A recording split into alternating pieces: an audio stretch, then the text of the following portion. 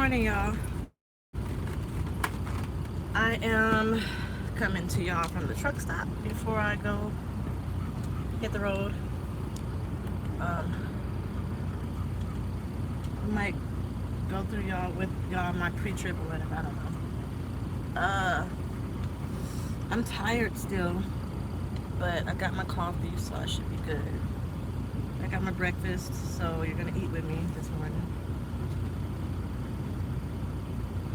I'm not like a chipper person early in the morning, so just letting y'all know that right now. I'm not. Good morning. And Bear has pissed me off already this morning. He's irking the heck out of me. I can't fix this thing to get how I want it. Yep, truck has been done.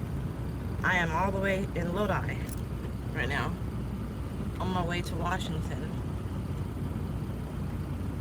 Hey,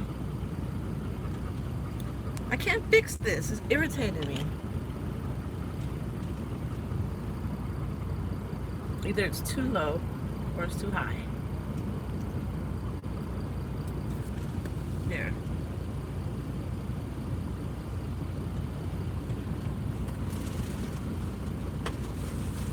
I'm gonna try to eat breakfast before I start everything. Pre-trips and all. Move, Bear, move. He is irking me. Woo.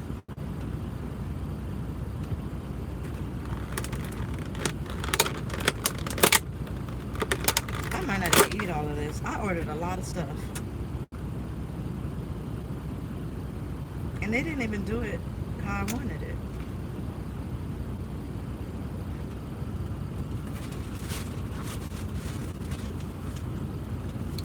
So what y'all doing this morning? How's y'all mornings going so far? Everybody good?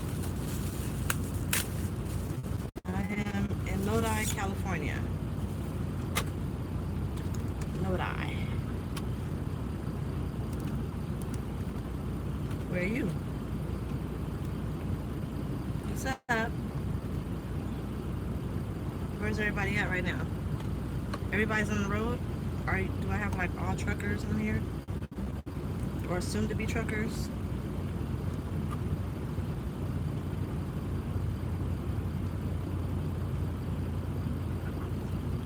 Running across Utah, headed to Cheyenne. Vegas. I should be in Vegas after I drop my load in Washington. Augusta. I would love to be in Georgia.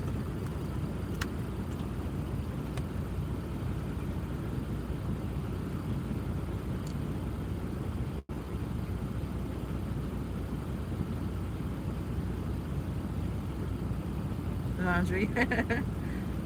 New York. Well, I cannot imagine trucking in New York.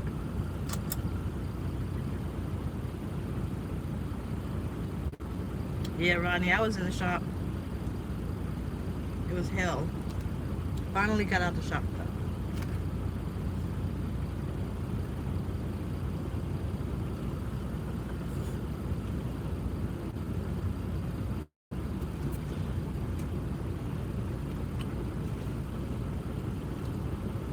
New Jersey. I've never been there. I want to go.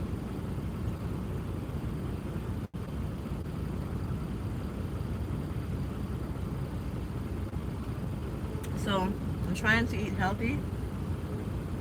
So I bought a scramble that has like spinach and tomatoes and potatoes and peppers and onion and cheese and eggs and sausage.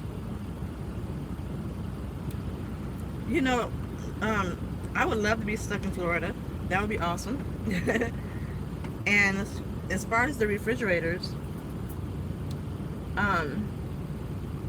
we do get refrigerators. Like our Volvos, the new ones have refrigerators in them. It just depends on the make and model of the truck, I believe. I don't know. Don't quote me on that.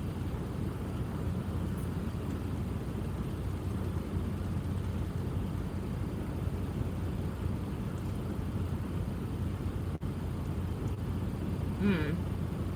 How did you like Sierra England? Are you leaving? Or why are you leaving?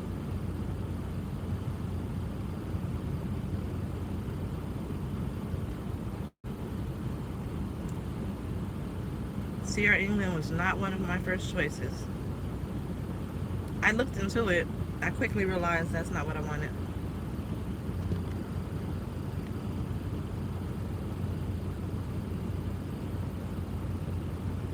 Sierra don't put nothing in the trucks. A lot of companies don't put anything in the trucks.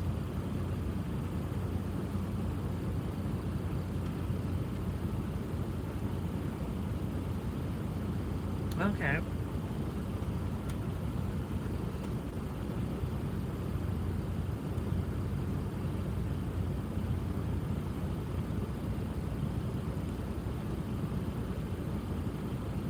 Good morning.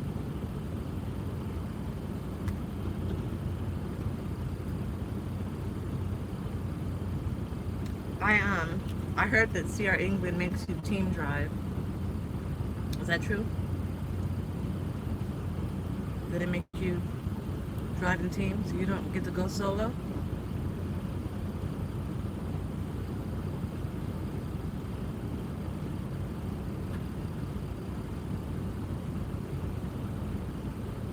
Every company you can go home every weekend. I can go home every weekend if I wanted to.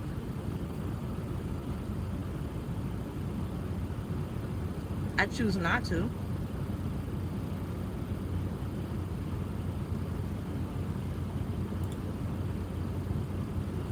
And I think with the companies, I think you can put whatever you want in your truck, but it can't be like hardwired into the truck. I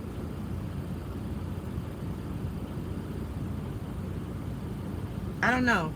Y'all look, I am not a like expert in trucking and trucking companies. So I'm just telling you what I suspect.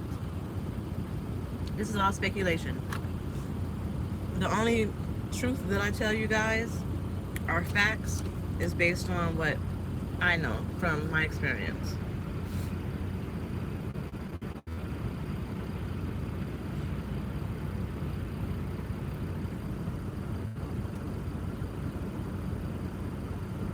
I don't know anything about Smith Transport. I've never been to anybody other than Knight. I don't know anything about any other trucking company.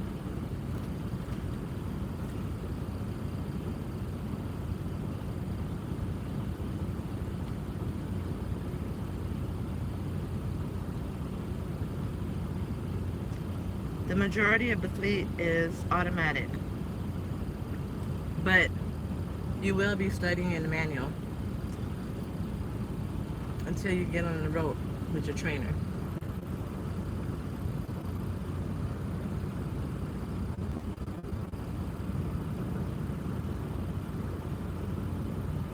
A lot of trucking companies do that. You share rooms with other drivers, especially if you're in training.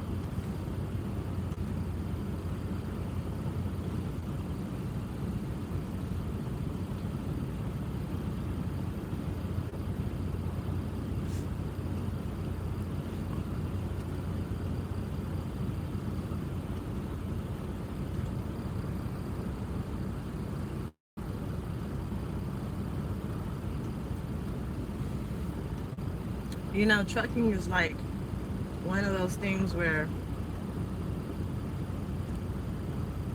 it's going to be good and bad. Like, I hear a lot of complaints about trucking, but if you think about it, it's just a part of the job. Like, the stuff you go through in trucking is just a part of the job. There's going to be shitty companies, there's going to be shitty drivers, there's going to be shitty recruiters, they're going to lie to you, some going to tell the truth. It's gonna be like finding a needle in a haystack trying to get the perfect company. There is no perfect company. You just have to have lower standards, and there's no reason to complain so much about everything, because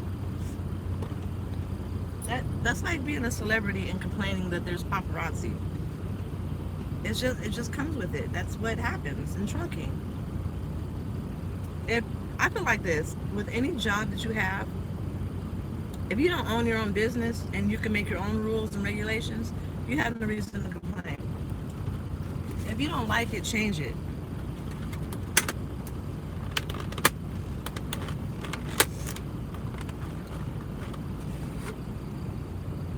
Good morning. Get on with me. What do you mean?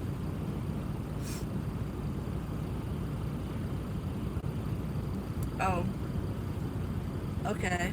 Smith Night Transportation. So yeah,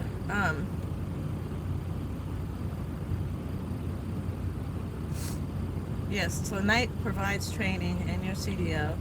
You go in with your permit. Once you get your permit, you go to your orientation, or it's called the driver qualification process. And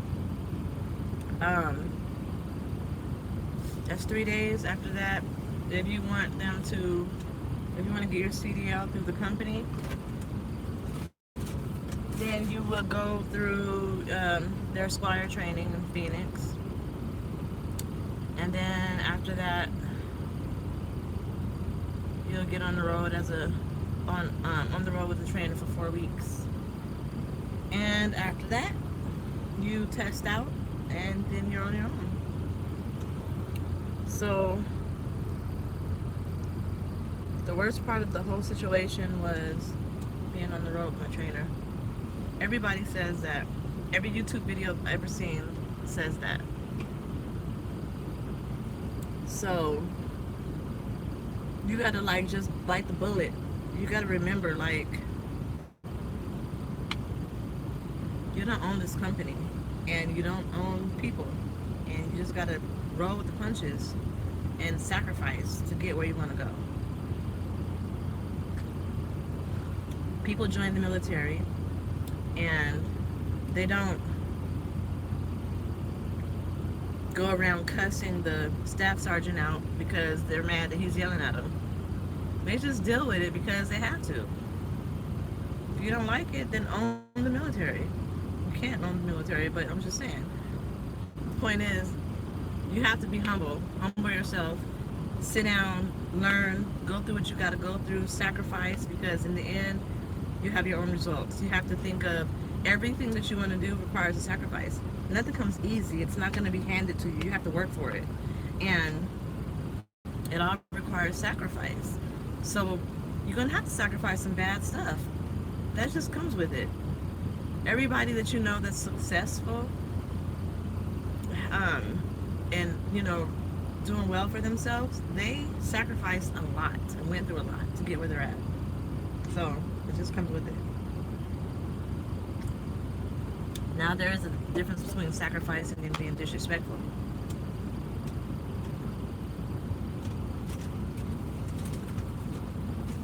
I'm done with Denny's, y'all. I'm not gonna order for Denny's ever again. No, you don't take the CDL permit test through them. You got to go to your DMV in your state and take the permit test. So what I did was I'm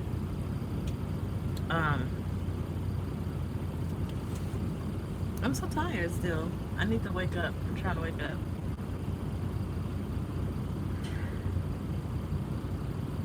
The CDL manual. I don't like reading. I don't know how I'm going to law school, but I don't like reading. But I put it on my phone and I made my phone read it to me. And that's when I was driving for Uber. I was just listening to it in my headset. But how I studied the CDL manual is I downloaded DMV Genie and did that. Like, the DMV Genie is awesome. If you go through the whole program of DMV Genie, that's like 3 days, you should be prepared to take your CDL test to get your permit. You get that permit and go to Night and do your driver qualification process. Oh, I have butter. Because they didn't put butter on my French toast. But I have butter. I'm not going to deal with it right now. I have 30 minutes until my pre-trip. Let me ask y'all something for the drivers. So, okay, so for example, my 10 hours, right? Can I start my pre-trip at 9 hours and 45 minutes? So then I have the 15 minutes for the pre-trip? Or do I have to wait until my 10 hours and then 10 hours and 15 minutes for the pre-trip? I don't know if there's a lot of women drivers at night. I see a lot of them. I see about 2 drivers every time I go to a terminal.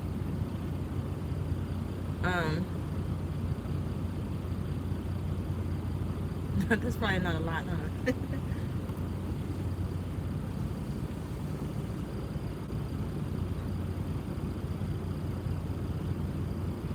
Guys, this truck stop doesn't stink. It doesn't smell like pee-pee. Like, I hate. I know. All y'all keep saying something about leasing. I know. I know all about. I know all about leasing. I know that that's something that's a good idea to do, and that's probably the most desirable outcome for a lot of truckers. I don't know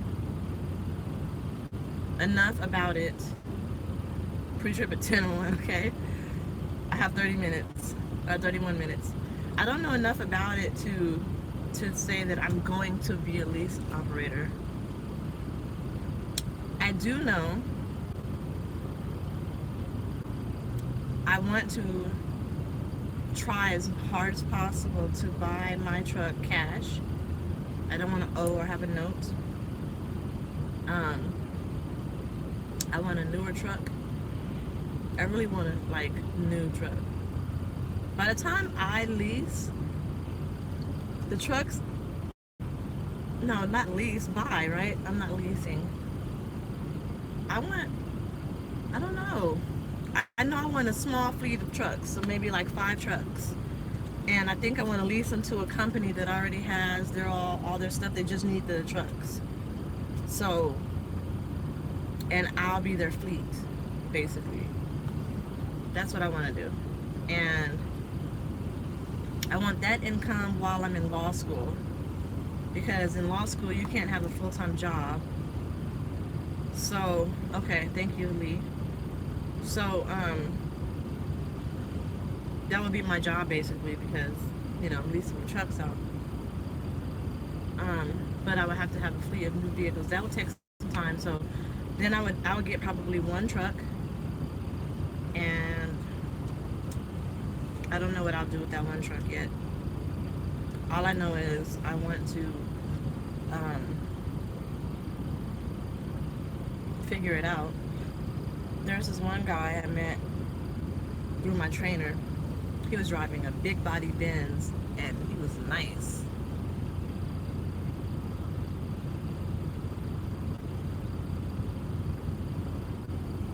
It was nice, and I'm just like, how can I have that type of financial freedom?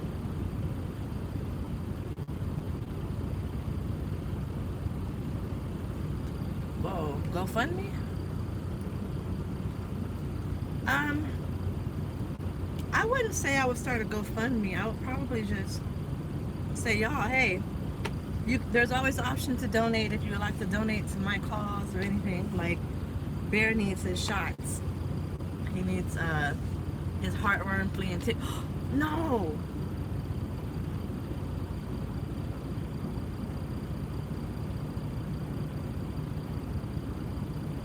I'm going to Washington.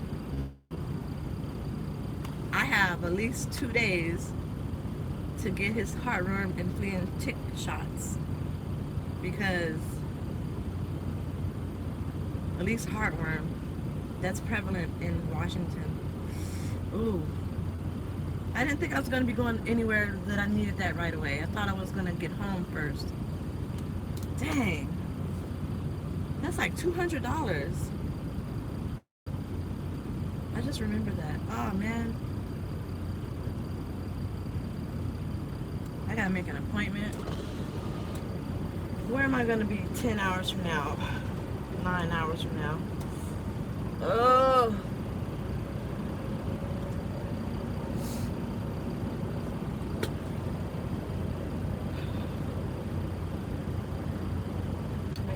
appointment.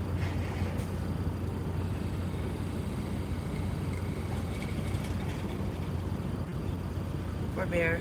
And he needs a ramp. No, well, I think he's good with the ramp. I don't think I need a ramp. But I do need to get his flea and tick shots. He broke both of his collars. He has like a trainer thing that goes around his mouth. It's not a muzzle, it's like a thing, because they don't like being pulled by their mouth. And he broke that, and he broke his leash. So I gotta go to the pet store anyway.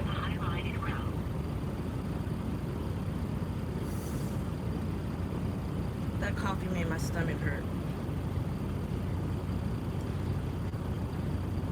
I want the new, no, I want an Escalade. That's my favorite truck of all time. It has to be an SUV. But if I was to get a car, I want a Mercedes. I want a big body Benz. They're beautiful. And I saw, what was it? What am I thinking of? What's the car? A Challenger, I believe it's called.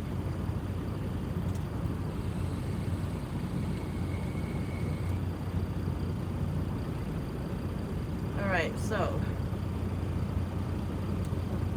I have, what, 8 hours until I take my 30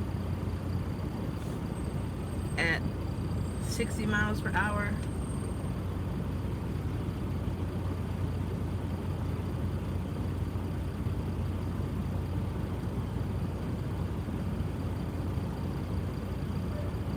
Yeah, I plan on doing something.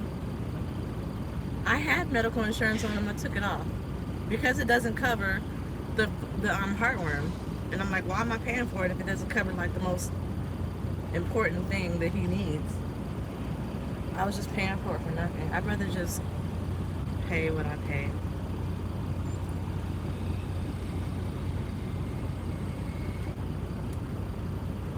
So 480 miles I have. Let's see where I would end up in 480 miles. Pilot Travel Center in Oregon. Greater Lake. Ooh, I think I'm gonna be at the nope, I won't be. There's this place in Bend, Washington, or Bend, Oregon. It's beautiful. I'll shoot for that for the trip. So I'm gonna show y'all something.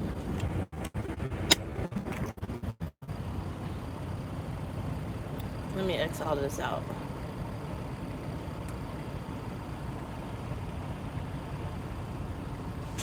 So, for you guys that are wondering about the GPS, this is the GPS. It's the Rand McNally.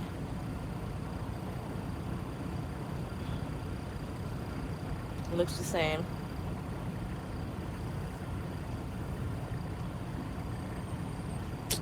It's all dirty. There you go. So, I'm about to put my trip in here. I already had it in here, but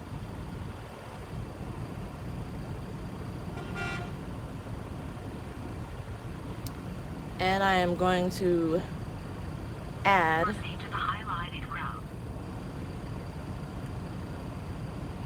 a multi-trip.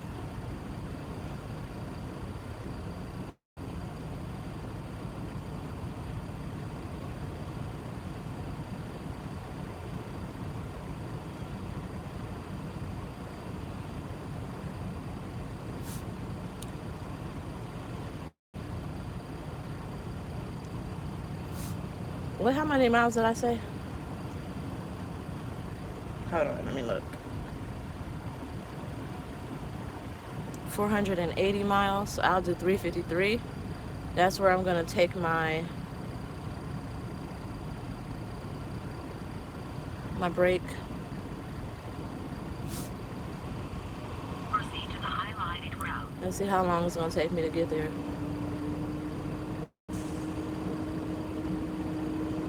6 hours and 58 minutes. That gives me time, I hope, So that's my GPS, and I need to find a PetSmart in that area if I could. We'll see.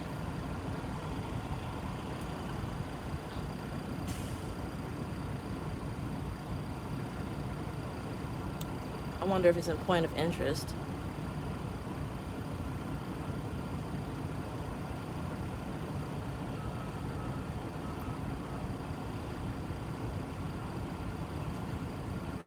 I don't know what that means.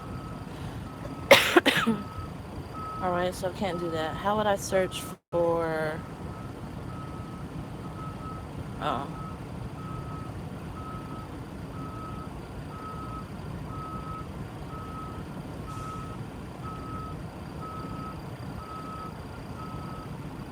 There's probably no PetSmart. Well, I'm in California still. But it needs to be closer to where I'm going to stop for the night. I usually drive my whole entire... I usually drive all of my time before my break. So then when I take my break, I only have 2 hours left, and I usually just shut down. Because parking. I'm in a reserve parking. Normally I'll reserve parking because I need to be close to the front for my safety, I feel like. And a lot of times there's no parking. And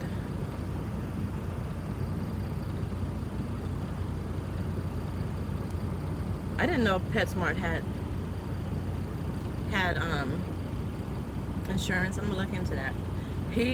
I take him to VCA Animal Hospital, so I think they only have it in Vegas.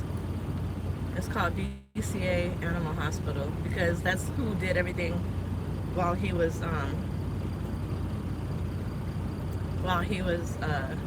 in the shelter when I first got him.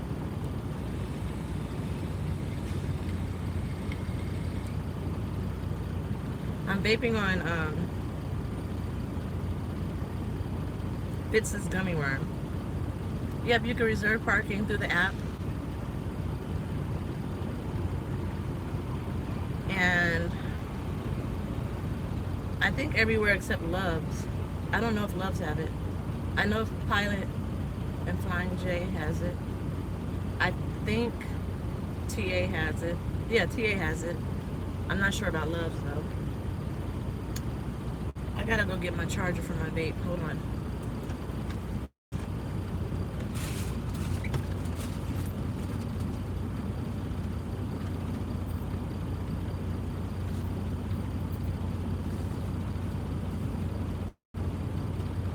I gotta get everything ready for my trip, so I'm not reaching for stuff.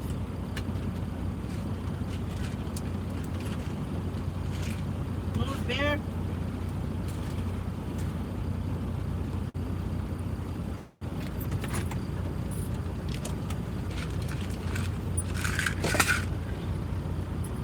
Move.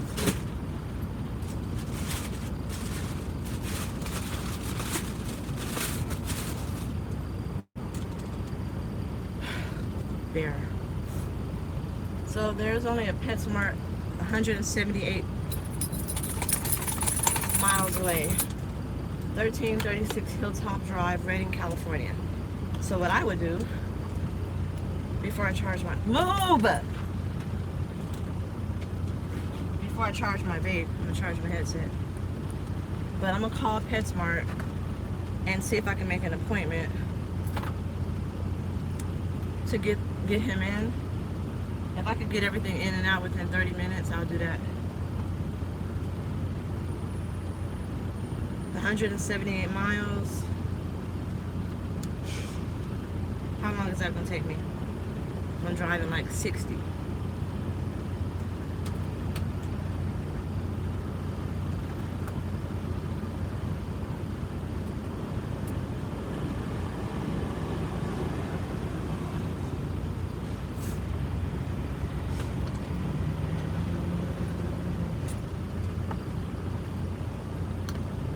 Are you guys there?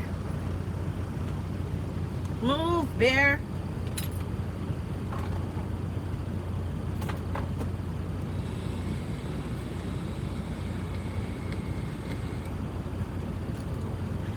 So the reason why I wouldn't go to like a company and drive is because like I wouldn't do like Pepsi or like a name brand company, because I don't really like, I'm not a, how do I put it? I like trucking for being on the road and seeing everything, and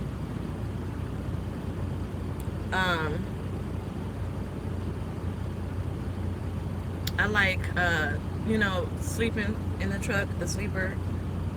I like over the road, OTR. So you still with your trainer? How long you been with your trainer? So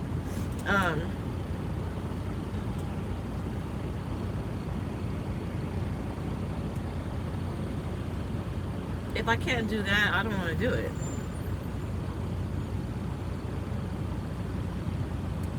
So I wouldn't like be a local driver for like Pepsi or something, because I don't have no reason, like I don't like it like that.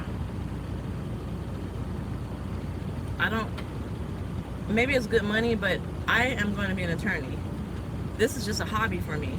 Move! Move! You're getting, fuck! Bear! If you don't sit your ass down somewhere, see, that's what I'm talking about. He irks me. Messes shit up. He won't fucking sit down. Just sit.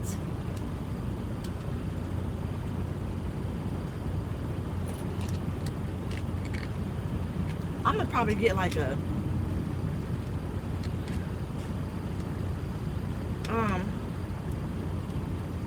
I don't want him on my bed, but I might actually create like a little nest for him and put a gate up or something so he can't come up here, because he irks me. 3 hours and 10 minutes I'll be in PetSmart. So 9 to 10, 11, 12, 1, 1:30. So I'll say like 3 hours and 10 minutes it'll take.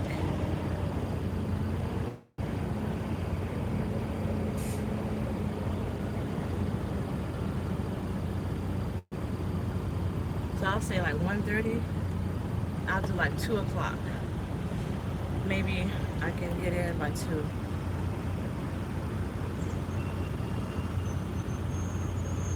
Yeah, I'm driving for fun too.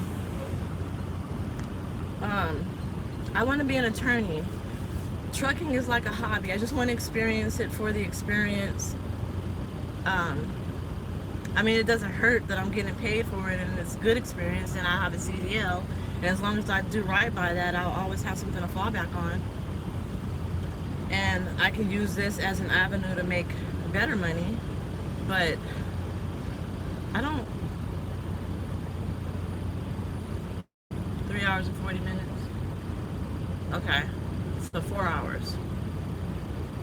So 2 o'clock. I'll try to make an appointment for 2. But like, I'm just doing it for the experience, and or for the, you know, just to do it. Like, people are asking me what I want to do in trucking. I really don't know. I know I have to do something, because I'm not going to just do it and then get out and have nothing to show for it. So I probably will buy a truck, and I probably will lease it out or something. But what else I got to do? What do you mean? Oh. Wait a minute. What do you mean? What else you got to do, Lee? So, I probably will lease a truck out to a company or something. I probably will try to, if I'm going to do it, I'm going to do it big. So I want to be another Night Transportation or another Snyder or something. I want to leave something to my children and to my kids' kids and my kids' kids' kids, you know? Let me see. PetSmart, Hilltop Drive in Reading.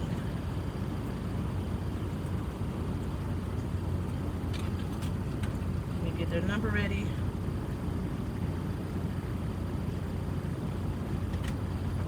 Sit down.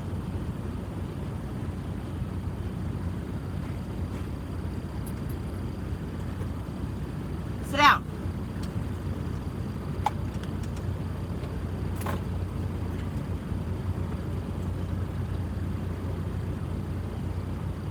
Hold on, y'all.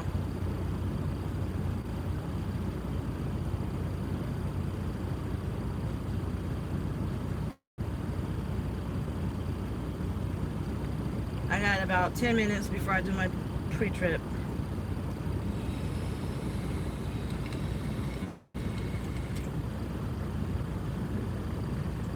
I'm getting everything ready. I have my sound bar and stuff, so I'm about to turn that on so I can listen to music once I get off with you guys. Is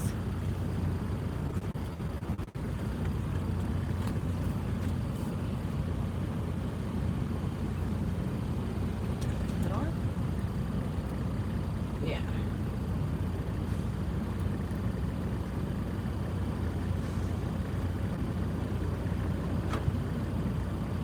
I'm turning it up so I can just use my phone for the volume.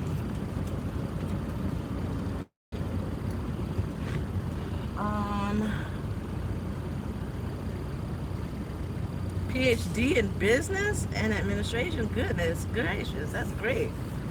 PhD in 4 years? Did I read that right? I moved to this country 4 years ago to complete my PhD in business. Okay. I want a PhD. I want a doctorate. Like, I want to just be called Dr. Harris or something. But for law, if I got a PhD in law, the only good for that is to teach. And I don't know if I necessarily want to teach law. Maybe. That might be a good option. Teach college students and practice law at the same time and do be a coach for a mock trial team or something. That might be fun. I have a lot of stuff that I want to do. Everything. And I was like, I don't want to do either. And really, a lawyer is a counselor. It's a teacher. Kind of. So, damn it, you were smart as shit. Get them. Congrats. Engineering is hard. Hats off to you. I'm gonna keep in contact with me. I might need to pick your brain about some stuff. I need people like that in my corner. Smart engineers type stuff.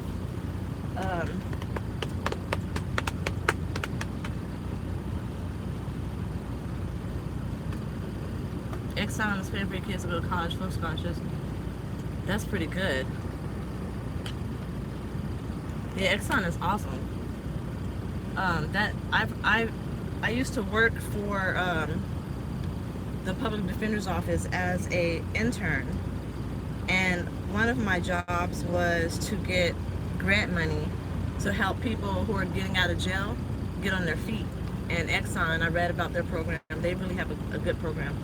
A lot of oil companies, petroleum companies, they have a lot of corporate giving programs, and they help children go to school. Exxon is really a big one of them. What was I about to look up, y'all? Oh.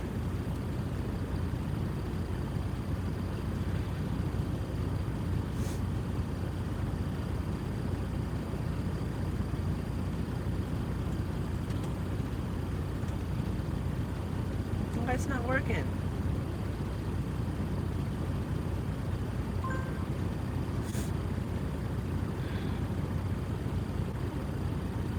Six minutes until pre-trip, and I'll do my pre-trip with you guys. It's not a lot to it because they changed it. We used to have these buttons that we had to scan all over. Oh, that's pretty cool. I definitely want to pick your brain. But we had to scan our sonar all over the truck, and different points like left engine, right engine, catwalk, front left trailer or something like that. They changed it to where we just scan one tag now, and then we have a list. So I'll show you guys all that. I don't know how I'm gonna do it. I don't know how. I'm gonna hold the thing and do a pre-trip, but I'll try. I think I want to buy a tripod, and I could just post up my phone somewhere, and then you guys can watch as I do stuff.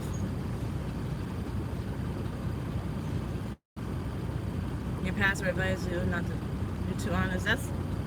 You gotta be honest in law. That's perfect. Like, that's perfect. Being honest. If you're honest and transparent in law, especially if you're dealing with criminal law and trial law, your clients will thank you for that. If you're honest with them and you don't beat around the bush, they will thank you, and they'll know what to expect, and that'll help them, because you can't fight the case all by yourself. You have to, your client has to help you fight the case. So if you're honest with them, they could be honest with you, and together you'll have a game plan to fight the case. And you don't have to compromise your faith. What do you mean by that? Like, how would you compromise your faith? Hi. Y'all, I still haven't found my Carmex. I need to find it. I have no clue where it might be.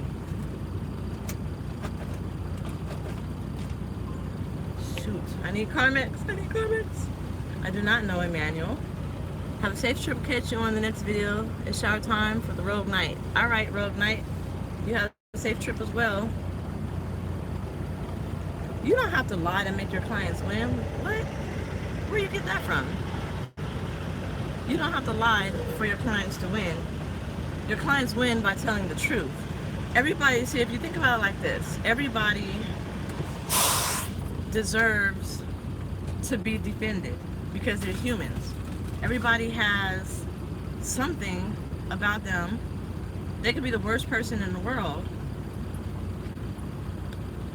Somebody could have, say for example, somebody murdered someone, right?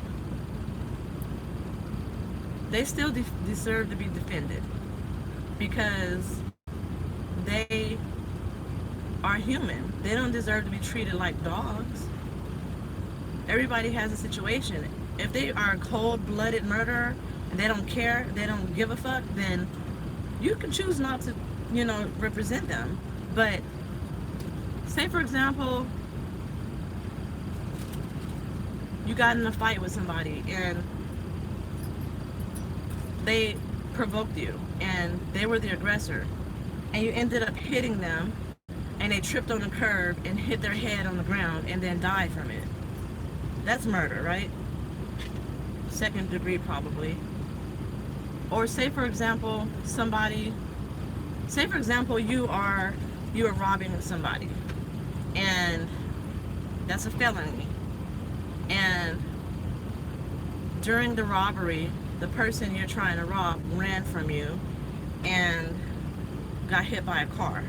They died. That's felony murder, and it's probably a life sentence, right? You're not a bad person because you killed somebody, but you're labeled a murderer. And that robbery goes out the window because you killed somebody. Somebody died in the commission of a felony. So the prosecutors might decide to drop the robbery charge and stick you with the murder charge. So now if you become found guilty, you're a murderer for the rest of your life. That's your title, murderer. And you're not. You didn't murder that person. You was just trying to make some money because you have to feed your family, because you're broke, and you're struggling and you're a product of your environment. But somebody died because you was trying to just rob them with a BB gun that didn't even have any bullets in it. So you defend that person. So on the outside looking in, they're a murderer, right? You don't want to defend that person because they did something bad and it's against your faith. But everybody has a situation. You don't have to choose that person. You don't have to represent them if you don't want to. But even though they did something bad, your faith should tell you to love everybody and treat everybody with respect and dignity and love, and treat them as your God would treat them. And for example, I was raised Christian, and what I was taught was you love everybody as you love yourself and as you love God. And just because somebody did something wrong, who am I to judge? I have no right to judge them because I am not God. That would be self-righteous and blah blah blah. I don't want to preach, but everybody deserves a defense.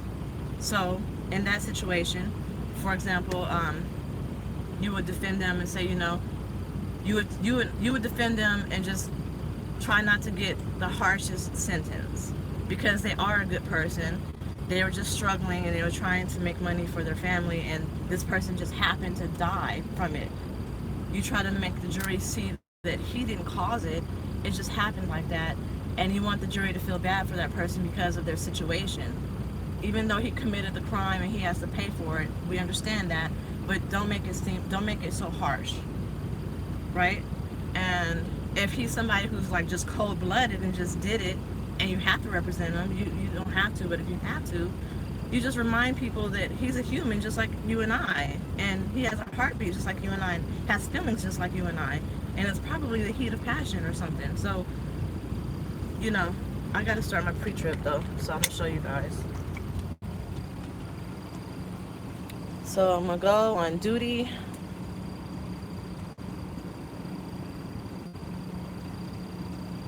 I have 8 hours. Start my pre-trip.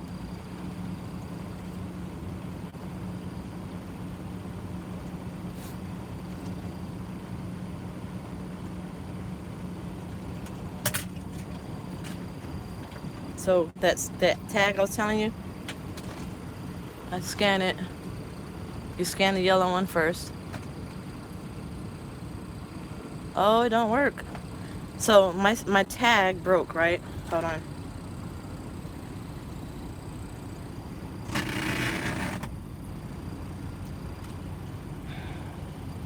Move, bear, move. My tag broke, and they gave me another one. There we go. So I gotta verify the last pre-trip. Enter my hub reading. Hold on.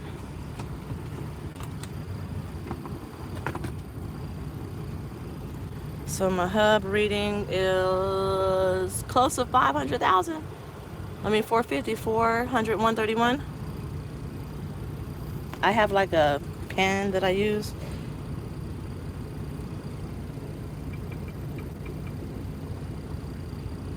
So I'm doing my tractor. And so this is what comes up when you're pre-trip, right? It's a list of stuff. So say, for example, there was something wrong with my tires. I would click that and I'll choose what's wrong with them.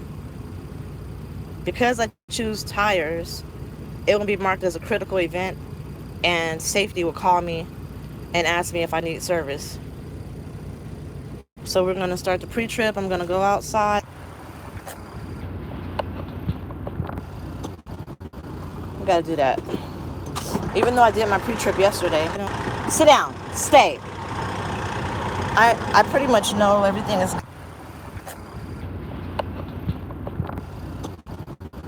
got to do that. Even though I did my pre-trip yesterday. Good. But I'm going to still check.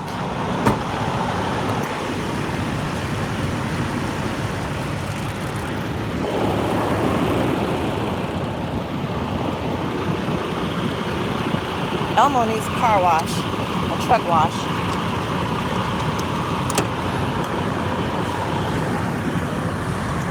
I really need to carry this with me. So I'm going to put it back.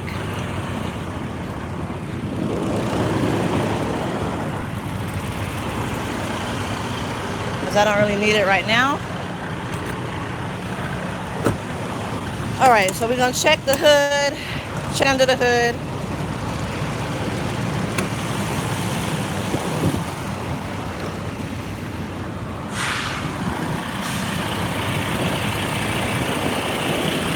Checking my frame, belts.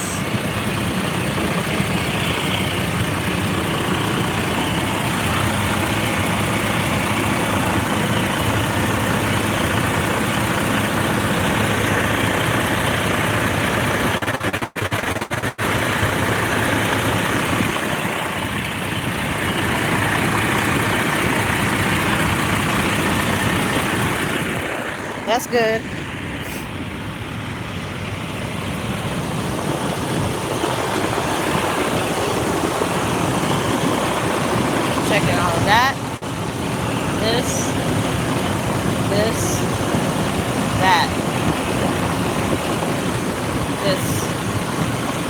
Back there.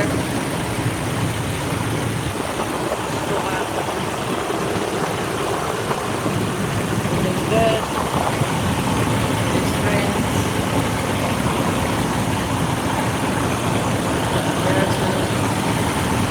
Down here. So all that's good, right? You just want to make sure everything is good.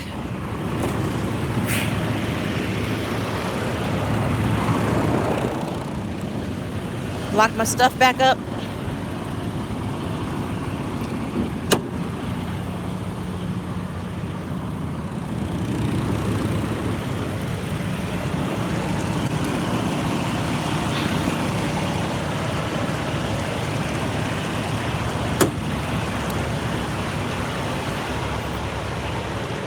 Checking back here, make sure everything is good.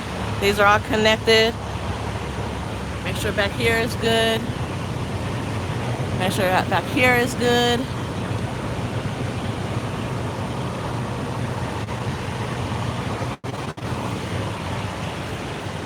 The fuel tank is good. My tires and leaf springs and airbags and all that. I would check my brake pads. I know they're good because I just got them done. When you're at a truck stop, you want to make sure you check that your that's still connected. Because some truckers be in their feelings and they'll try to release your fifth wheel and you'll pull out and you'll drop your trailer. Checking everything back here, make sure everything's good. I usually look and check my brake drums back there too. Make sure they're not hanging or nothing. Just get a good view of everything from far away. Checking the side of the trailer. So this is new. This is not new, but when I got the trailer yesterday, I had already did my pre-trip. Also, let me get back to this real quick. Check your tires. Make sure your tread depth is good. And there's no bulges, abrasions, bruises, or cuts. All that good stuff. But so I did the pre-trip when I picked this trailer up, so I'm gonna mark that and I'll show you how I'm gonna mark that. So I don't want them to think that I did it. Look back here, that's good. All of that's good. My brake drums, I'm gonna check the brake drums because I didn't do a pre-trip yesterday. And my brake pads. Everything looks good. Look back there. Over there. Everything looks good. My tires look good. Well, let's see. This looks weird, but it's just a little flap. I don't like that. Just tear that off. But everything looks good. It's kind of worn right here, so I might, and there's a crack right here, so I'll mark that.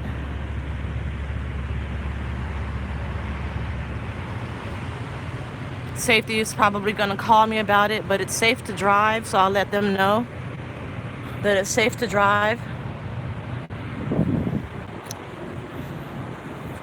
Make sure my seal is still on there.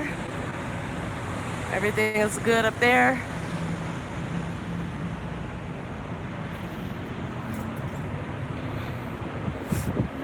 Check these tires. You really want to pay attention to your tires, y'all, because you probably won't hear if you do blow a trailer tire. You won't feel it either. So you want to make sure, What I didn't check was the lights to make sure they're working. But since I gotta go back to the back of the trailer anyway,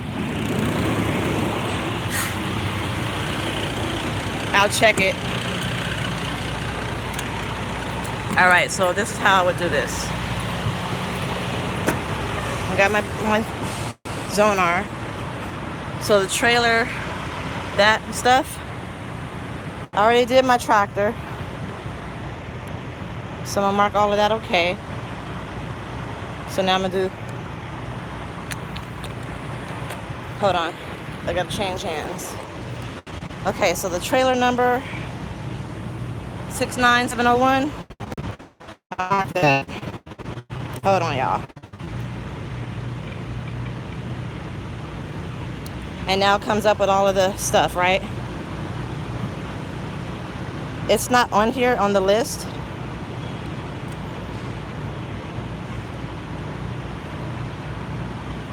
Come on, turn over.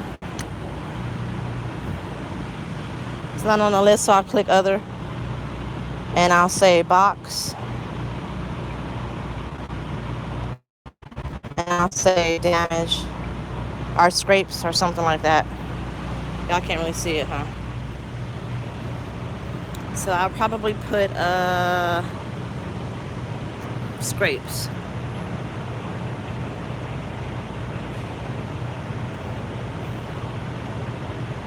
And then you could take a picture of it, is what I want to do for my safety. Well, not my safety, but you know, just to.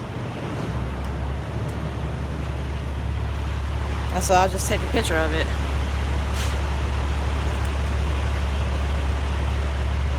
You can just do that.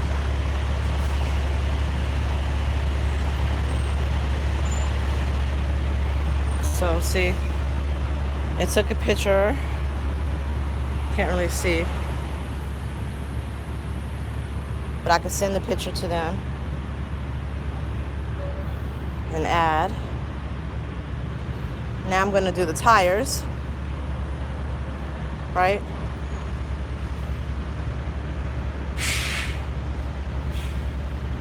I click tires, and we'll say that if it's not on there, I'm not going to create anything, right? So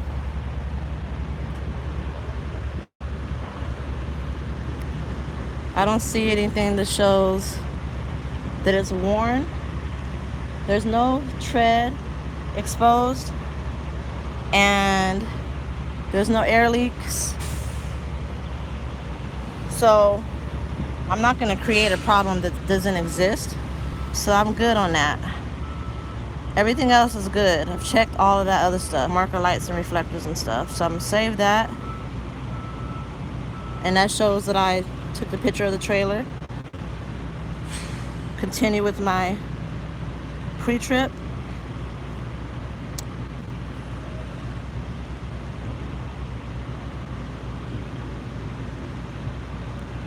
And submit. So it won't upload until, I gotta check my lights.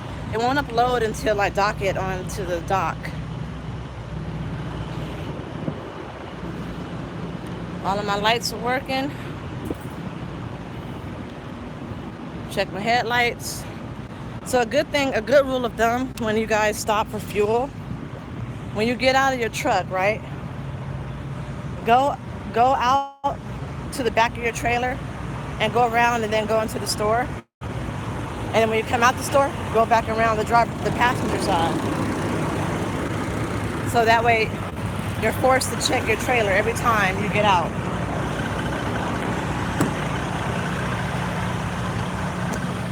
Move! I always say move to this dog because he be messing my thing up. Move, bear! Move! My inverter. He'll unplug it.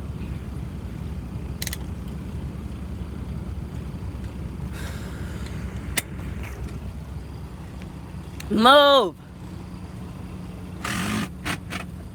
He gets in the way. So it hasn't sent yet, like upload pending. I hate this. I don't know how to get rid of that. But I think somebody said something.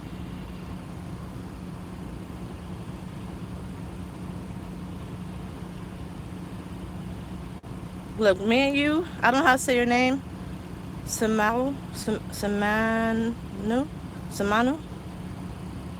I don't know how to say your name, but I wanted to talk to you. we're gonna have to have a conversation. So the upload is pending. It should upload already. Also, the beep is successfully uploaded, so I'm good on that. I got 1 minute till my pre-trip is over. So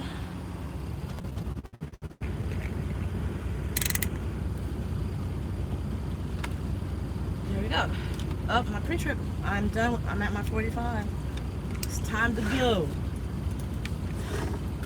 I guess I'll keep you guys on with me if you want to stay on with me while I'm driving.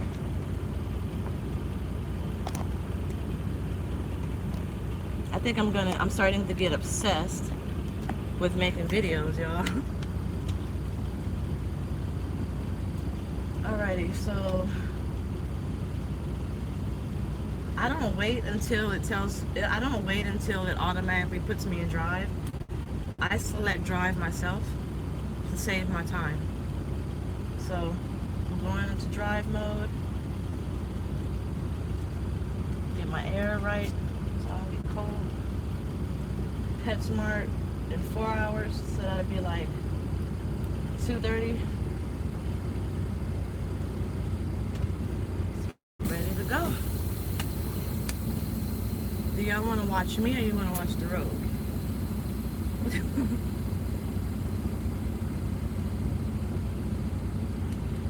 Gonna watch where I'm going or watch me drive? All these trucks. Look.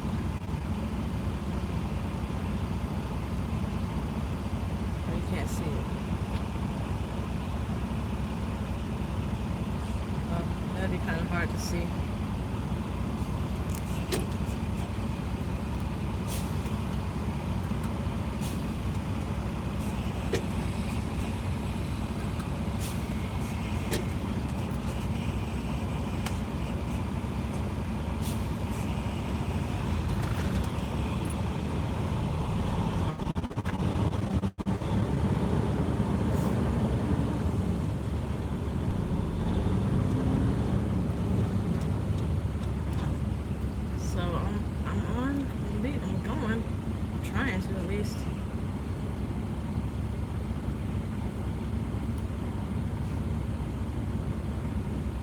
I want y'all to be able to see what I see on the road.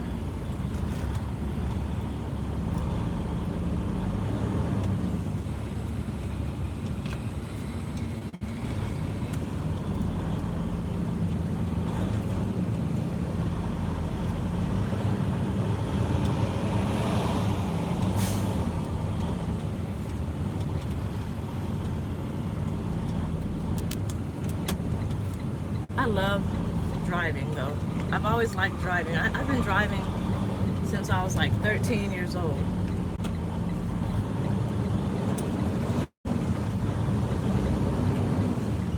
So,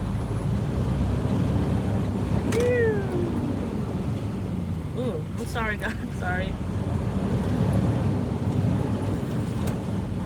I've been driving since I was 13, before I even had a license. I had to drive my mom around because she was too sick to drive. I lost a lot of viewers. I got 6 viewers. Thank you guys, all 6 of you, for sticking in there with me.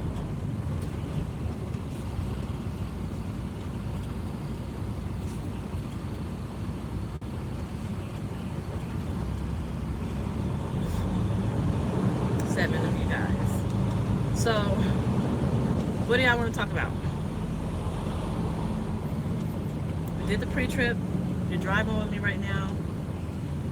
I am leaving Lodi. I don't know how far I have until the state line. I can't wait to get out of California so I can go 65 miles per hour. How far do I have? Do anybody know? If I'm in Lodi, how far do I have? I'm getting on the I-5 North. How much time I got left in California?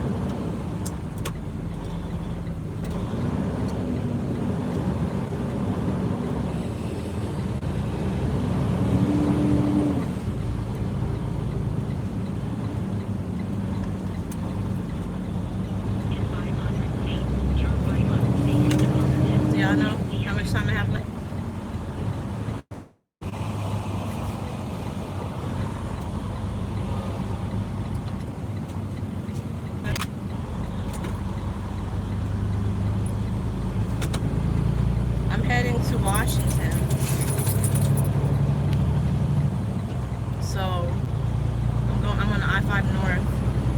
I'll be taking the I-5 North to, I don't know yet, because it has my directions to PetSmart.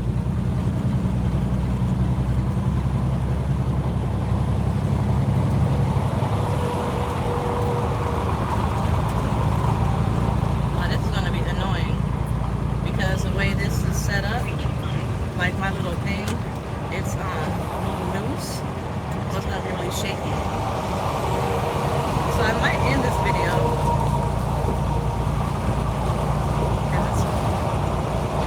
My thing is broke. My mount is broke. Yeah, I think most of the trucks can't go over 65. My trainer's truck went to 66, and my second trainer, his truck went to 63. But when it was on cruise control, it went to 65. So, sorry.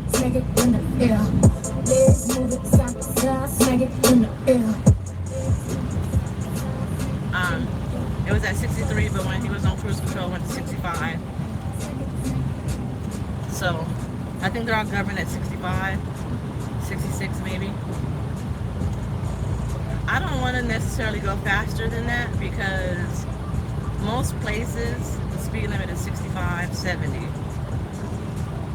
Even if you're going like downhill, you can't go faster than 69, or it will flag nights that you're going too fast. So even though that's what my trainer told me, I don't know how true that is, but I usually let it flow downhill so I can get, where I'm going faster. It's like a method. If I'm going downhill and I know that I gotta go uphill, I'll let it coast so I can gain momentum when I'm going uphill.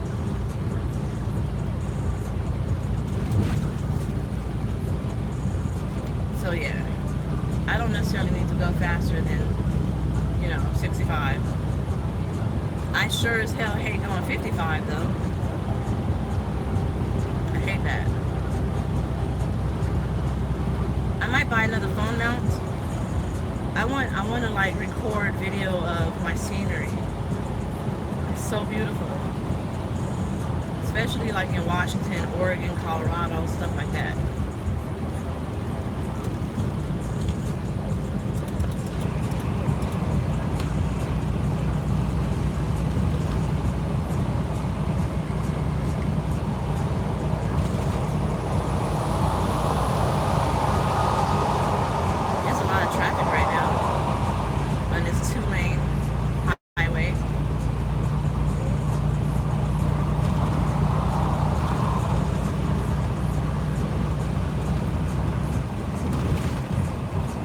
I'm not heavy today. Alright, see you later. You're welcome. I'll just be bored. I don't have nothing else to do but drive. So I share everything with you guys. I want it to be like open and so open and as transparent as possible. I want to share my whole entire trucking experience with you guys. How I do things as a lady trucker. How I experience things. I want to show you how people stare at me at the truck stops. They're like, who is this person? It's funny.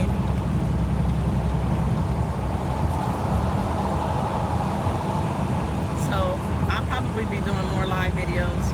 I need some subscribers, y'all. Tell people about me. Are you guys entertained by me? Like, am I doing a good job? Am I boring? What's different from all the other YouTubers that are doing the same thing? How am I different? Or how can I separate myself from those people? I want to be a great YouTuber. Like, everything that I put my mind to, everything that I do, I want to do the best at it. So how can I be the best YouTuber? What suggestions do you guys have? How can I separate myself from all the other people who are doing YouTube videos?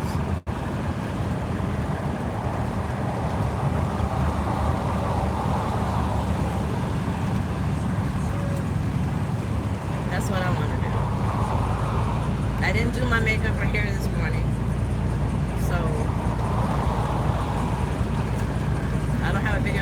that, but I am going to do one. I'm going to do a video about doing my makeup and hair and stuff. And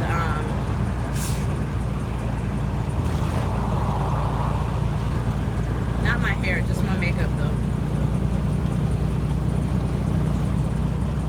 And I'm going to do a video when I'm cleaning out my truck. I'll probably do that today. I need to clean it and blow it out because his hair is everywhere. I try to clean it every other day because of his hair. I take the trash and stuff out every day, but every other day I try to sweep it out and clean it out and wipe it down and stuff like that.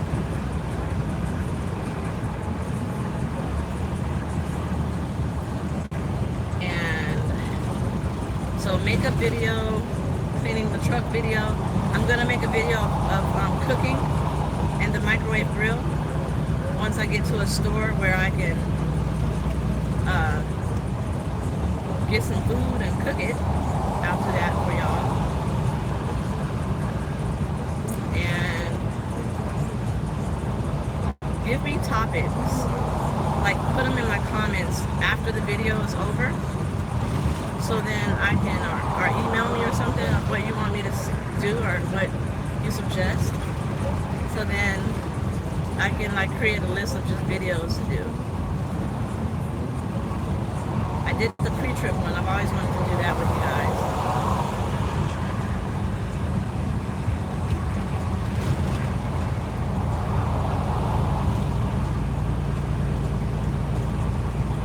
I think I gotta get another coil for my truck, for my vape. It starts to taste burnt. I don't like the way that tastes. I need to get over, y'all. Let me over.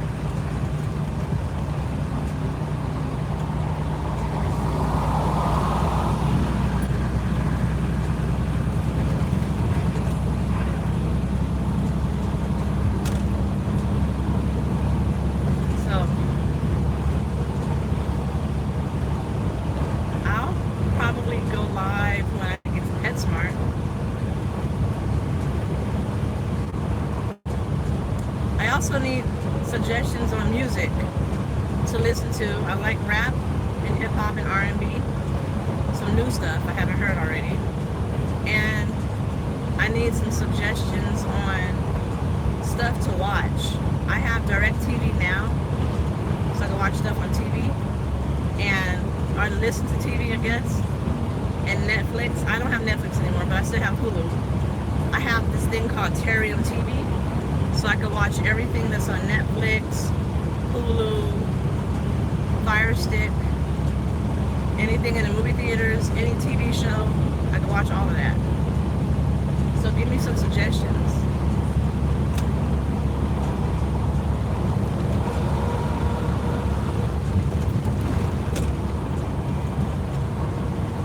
Luke Cage, I started to watch that. I'm gonna try it, see. It looks good, but I'm not really into Marvel. I don't really like sci-fi, but Luke Cage looks really, really good. And there's another one, Jessica something, Jessica James or something like that. That looked interesting too. I'm gonna start watching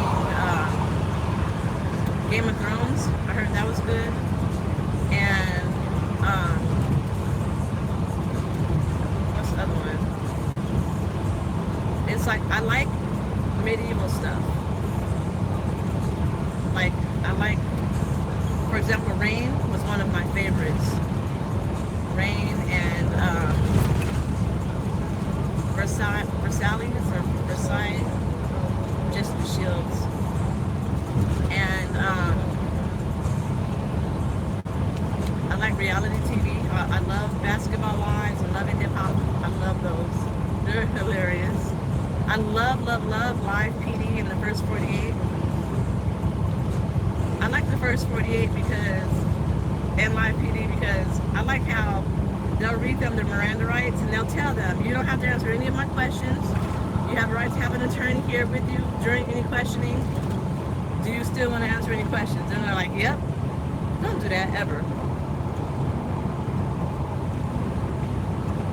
Game of Thrones is a must see. You haven't lived until you've seen it. I know. Let me tell y'all something about the law. Never, ever, ever, ever, ever, ever answer any of the police questions. That doesn't mean be rude and obnoxious and, you know, just be hard-headed and stuff. But like, the only questions that you should answer is your name, like, you know, identifying information, and, you know, registration and insurance and all of that. Anything else? Do you know why I stopped you? Nope, don't answer that. Do you know how fast you're going? Nope, don't answer that. How come where are you going? Don't answer that. I would like to have an attorney for any questioning that you may ask me. You have to specify that you want an attorney. If you don't specify it, it's going to be too broad, and they're going to act like you didn't request an attorney. Because this is how attorneys see it. If you're a defense attorney, if you ever was to get into trouble, especially truckers, right? If you were to ever get into trouble and you say something, then your defense attorney has to work around your statement and create a defense around your statement, right? If you say, so think of it like a picture, a canvas. If you say something, they have to paint that on that canvas. And then they have to create a picture from what's already on there that you created. And then they have to create a picture around that. However, if you don't say anything, right, then you give your attorney a blank canvas. That means they have something to work with. They can create a defense on your behalf. So never, ever, ever answer any questions without an attorney. It could be simple stuff. Even if you're not arrested, the 4th and 5th Amendment allow you to have an attorney before you get arrested and after you get arrested. So when you get stopped, your 4th Amendment right allows you to have an attorney when you get stopped, right? And then they decide you're going to get arrested, you go to jail, they got to investigate some more, interrogate you. Your 5th Amendment right gives you an attorney during interrogations. So you're covered for both of those. You don't have to answer questions of the police. It's their job to investigate. And it's their job to find things to use to help aid their investigation. That includes asking questions.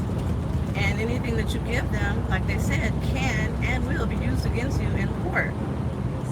So if that's going to be used against you, don't you feel like you have a right to defend yourself? Don't say nothing, ever.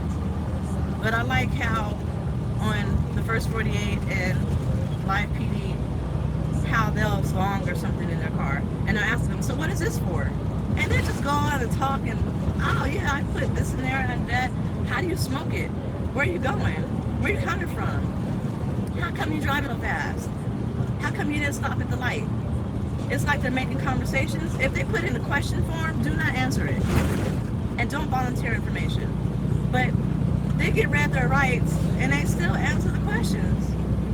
They said that anything that you say can and will be used against you in the court of law.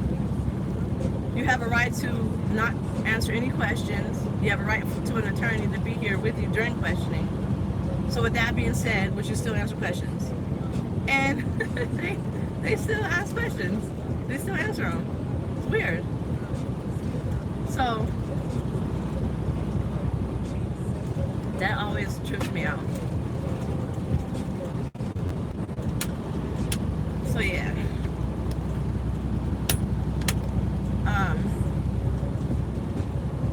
I like legal shows. I don't like CSI. I don't like Law and Order. I don't like those type of shows. Well, sometimes Law and Order. I like Law and Order Special Victims Unit. That's pretty cool. but I don't like a lot of the CSI type stuff, NCSI and all of that. I like reality type stuff. I like anything that's real. If it's sci-fi or fake or made up or fiction, I don't like it. Because I end up watching it thinking, that's not real. That doesn't really happen. That can't happen. And then it's not fun to me because I think too much.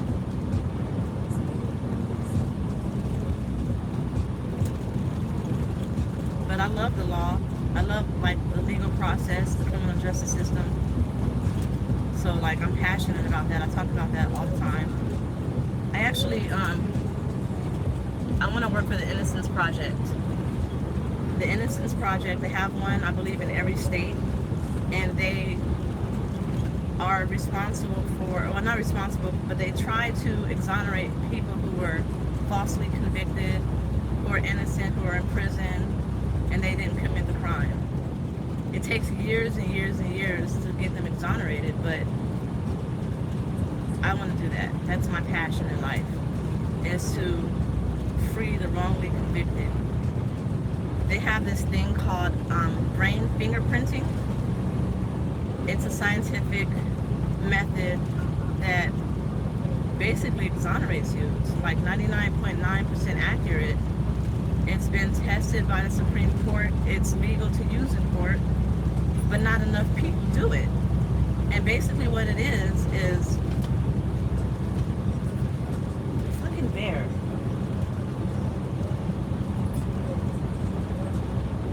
Basically what they do is brain fingerprinting is when, say for example, somebody committed a crime, right? And inside the crime, somebody was wearing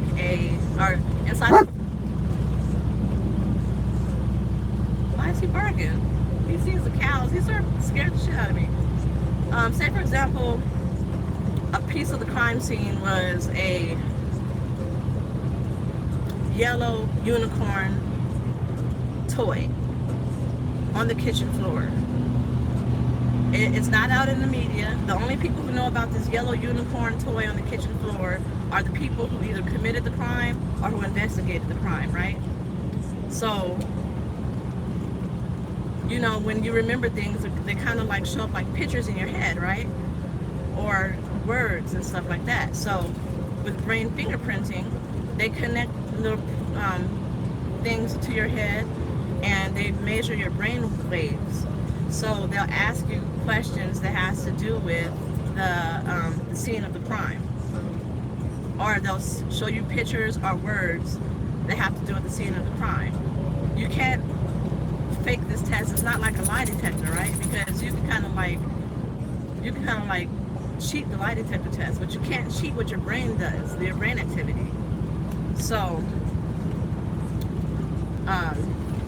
they'll show you a picture of a yellow unicorn, or they'll show you a picture of just different things or different words, different things that have to do with the crime scene. If you were a part of that crime scene and you remember seeing that, your brainwave will show it. If you have no knowledge of it, your brainwave won't show it. So what they do is they'll show words, like somebody might say that they've never been to the crime scene, they didn't do it, they were never there.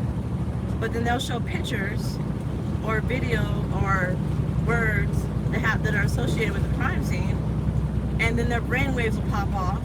That's proving that they were there because their brainwaves are popping off at certain things within the crime scene. So how they exonerate people is they'll show all these things that are related to the crime scene. They don't know what they're going to be shown. They don't know what they're going to read. And their brainwaves don't pop off. There's no brainwave action. So that shows them that they're not affiliated. I don't know like exactly everything that they show. I did like a report on this type of procedure, but it's exonerated a couple of people. And I feel like they should use it more often, and they don't. So I want to study that. And I also want to create a program, because you know how like when police, they do something wrong, internal affairs investigates them. Well, internal affairs is the police. The police are basically investigating themselves. I feel like there should be a third party that investigates the crimes that police commit, and it shouldn't be police investigating themselves. And I want to know why they don't have a program like that, and I want to see if I can create one where a third party does the internal affairs for the police departments, so they can be held responsible for their actions. And same with the prosecutors. A lot of prosecutors commit a lot of wrong acts, and nobody holds them accountable. So I want to create a program like that to help, make them accountable and investigate stuff that they do wrong. So that's my goal. And how trucking plays into all of this is, this is going to create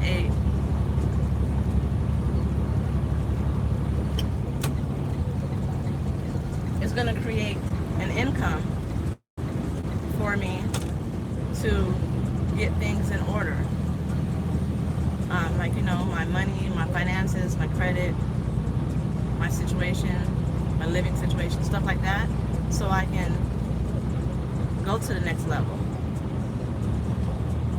And then hopefully it'll be a really lucrative thing, and it'll help me make more money, and I'll make more and more money, and I'll keep going up levels. And that's my goal. So yeah.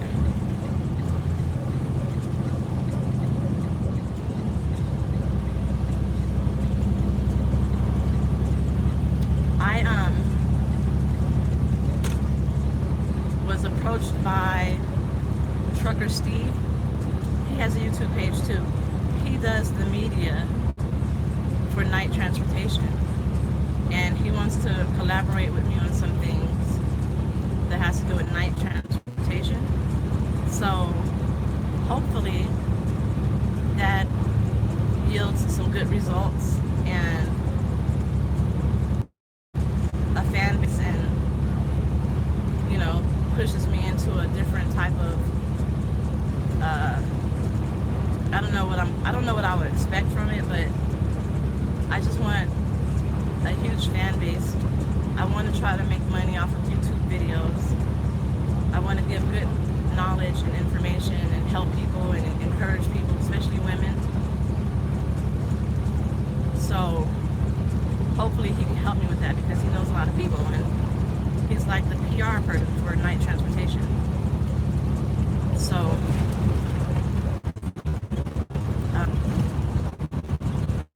I'm excited about that. I just want to leave my mark. There's this song by Beyonce called, but it's a beautiful song, and I want to live that. Like, I was here. I created a footstep, made someone's life better because I was in it. I want to leave a legacy. I want to leave a good name. I want to leave, love and beauty to everybody. Like, when I die, I want people to say she was a beautiful soul, she was a beautiful person, she had a great heart, she helped everybody. Like, I want to leave a good legacy. And everything that I put my mind, everything that I touch, whether it's trucking, being an attorney, going to school, anything that I do, I want to leave a footprint, a positive footprint, and say that I was here and I did this. So that's my goal with everything that I do. I may not have a goal for trucking, but I have a goal for the type of life I want to live and how I want to create lasting impressions in other people's lives. I want like a school in my name, or a building, a government building or something. I heard that if you buy a school building put your name on it, and they'll give you a doctorate. So that might be a cool option to be a doctor, right? I'll probably buy a building at UNLV. I think all the buildings at UNLV in Las Vegas, I think they're all named already, though. And I don't think, I think I would have to like be someone prominent. Like I would have had to have done something prominent in my life for them to want to name a building after me, other than buying it. I would think.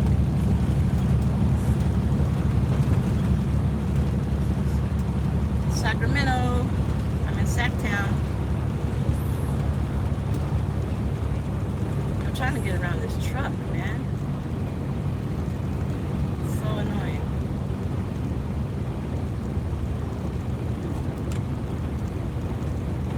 Hey, I wish you could monitor my comments like after the fact, because you should see some of the comments I've been getting. Especially on the video when I said I'm discouraged. There's this one guy on there, he made me mad. It's a couple of people. But I didn't respond to it. I just choose not to respond. But I wish you can monitor it. Shoot, those people are crazy. But I'm good. I am on my way to Washington. I'm going to go to PetSmart and get Bear his immunization, I hope today, for heartworm, because heartworm is prominent in Washington, and it's transferred through mosquito bites, and it's hot and humid, and I don't want him to get heartworm, and I won't know right away. It takes about 6 months to find out. So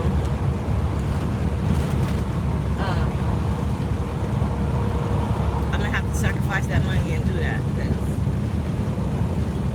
I don't want him to be sick.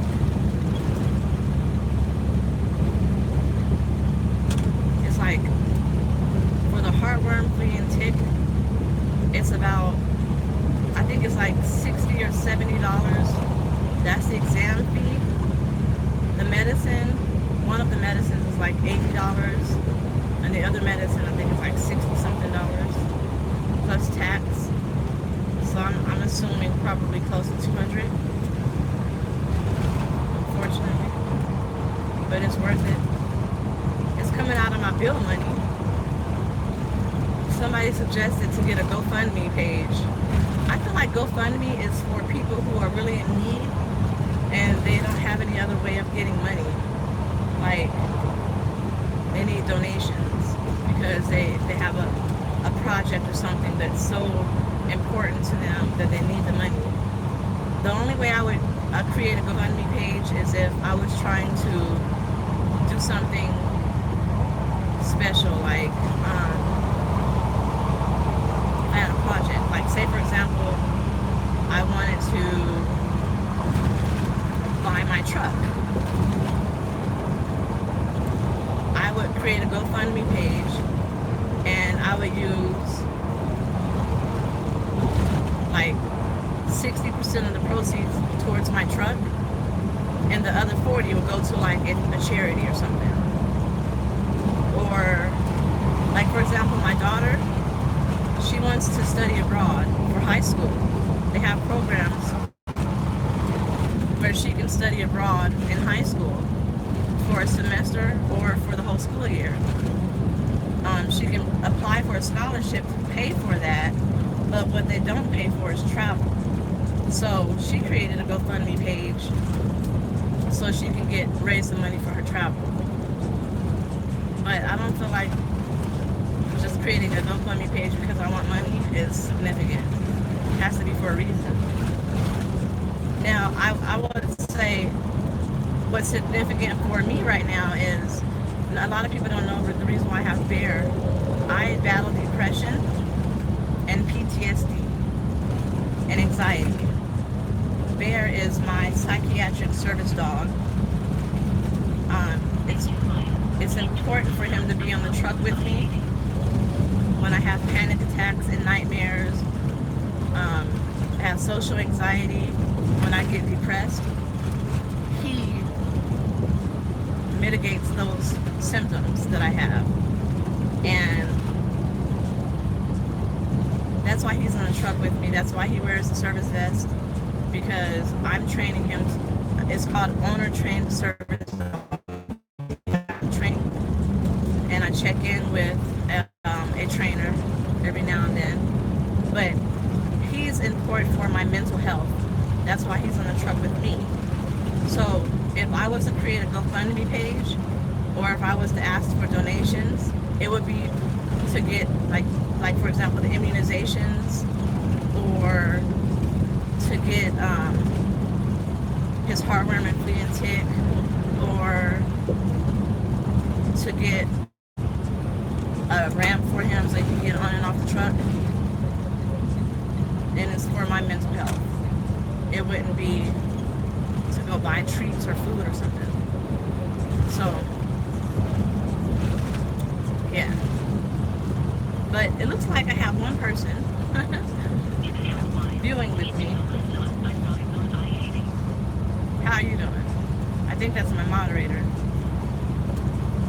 I talked like people's ear off today. I did my pre-trip with him. I ate breakfast with him. My phone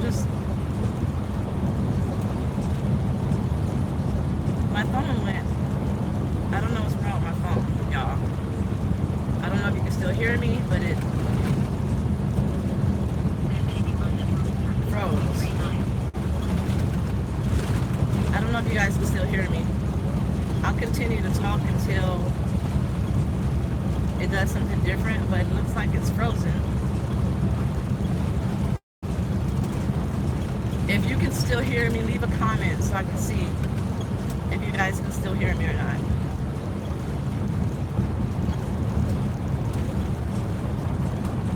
I had a busy day today. So, can you hear me? Is my screen frozen? Oh, there you guys go. It froze. My screen froze. I don't know what happened. But,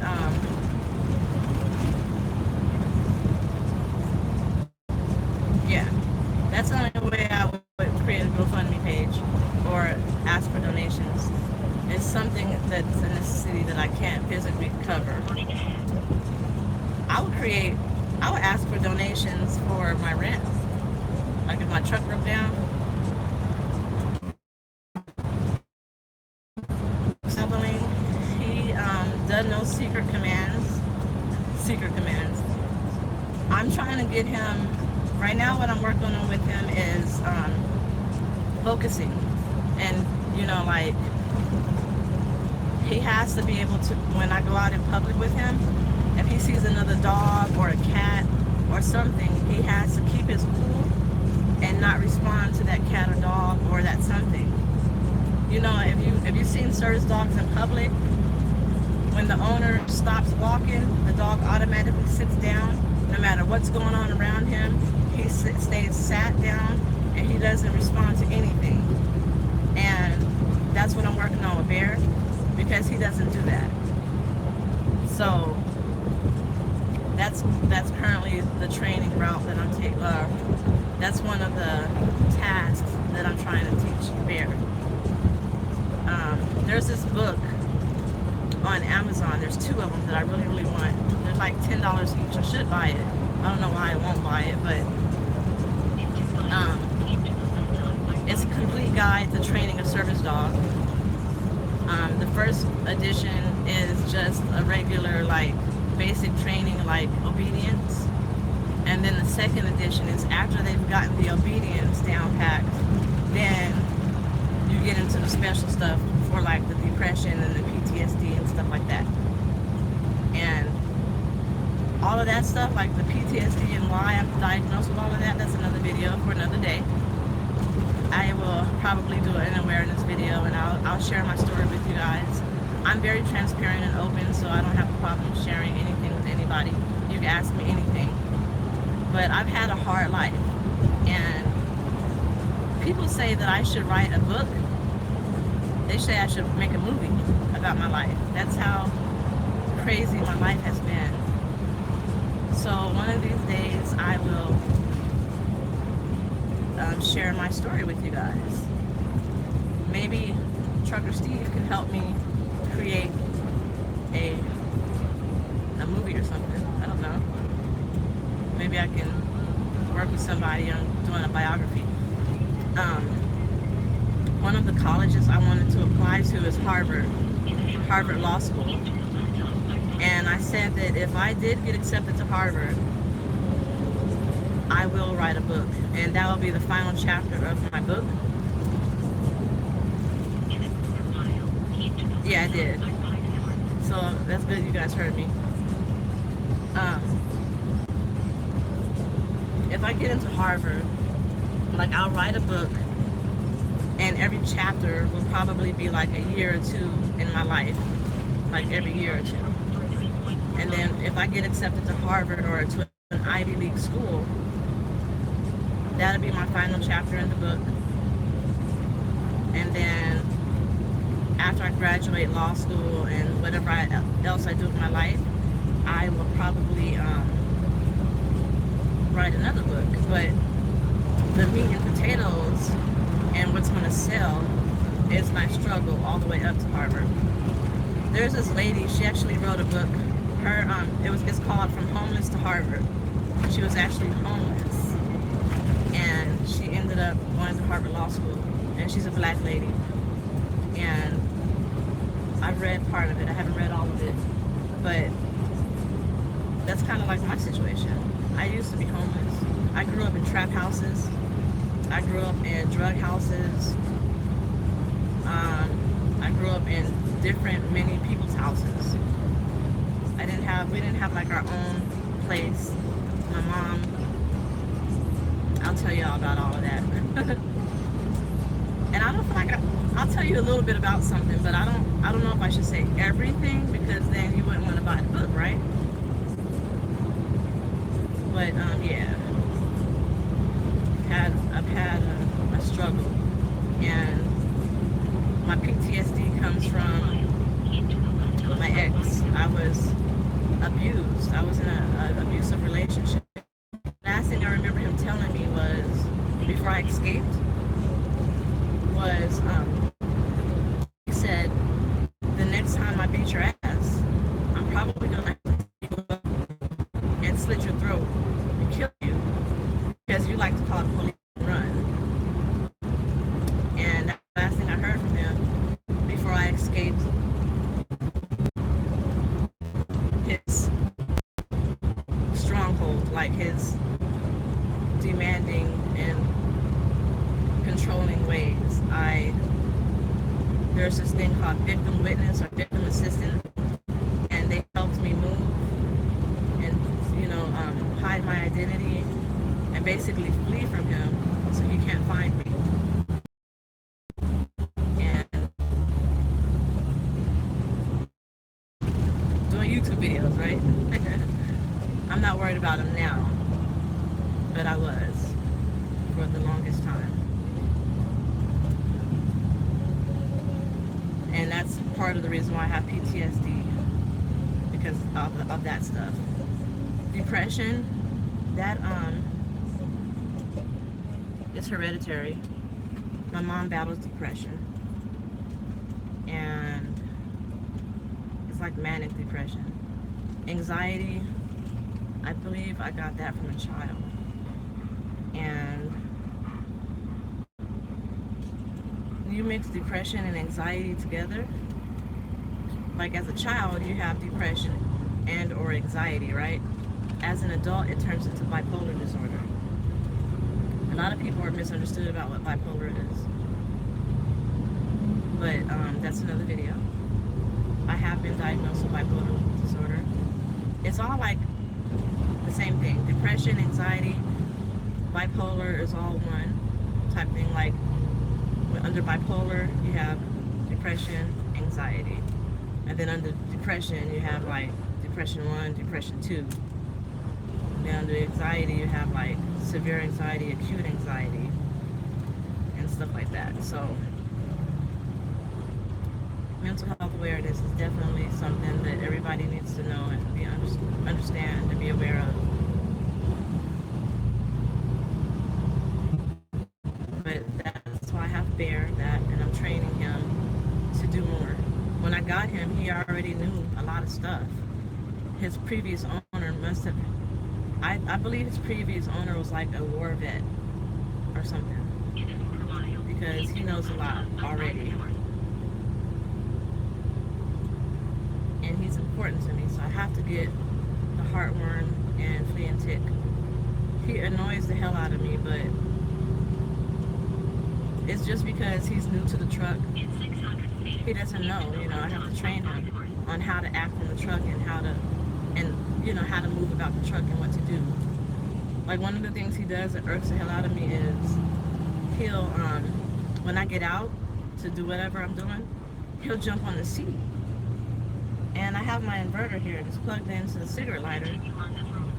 And if he bumps again, so I might buy him a doggy mat. I wish I could take the passenger seat out. Like, I wish I could just, maybe they should make trucks like that are customizable. Like, if you have a pet, maybe they should like have the passenger seat, you can like fold down into the ground like a minivan, or you can take it out like a minivan and fold it up and put it under your bunk or something. Or maybe you can fold it up against the cabinet, so it'll just like fold up like that, like the bottom part. That should happen, right? That should be a thing. I'm sure you could do that, like if you had a truck that you bought and you customized. That would be really awesome for Bear. I don't understand why that can't happen right now. I want to create a program for women truckers at night transportation. Trucker Steve said that they're already creating one, like they're working on it. But I totally want to be a part of it, and I want to hurry up and like get that process in motion. I kind of, that's kind of weird though. I've only been trucking less than 30 days. Here I am still trying to do all of this stuff. I should just focus on trucking, right? Where are you at in Cali? I'm in Redding, I think. I'm still in Sacramento on the I-5 north.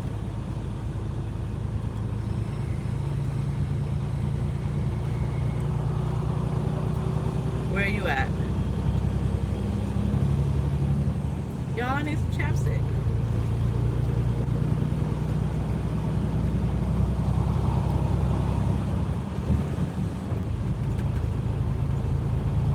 I see an Amazon warehouse. It's huge.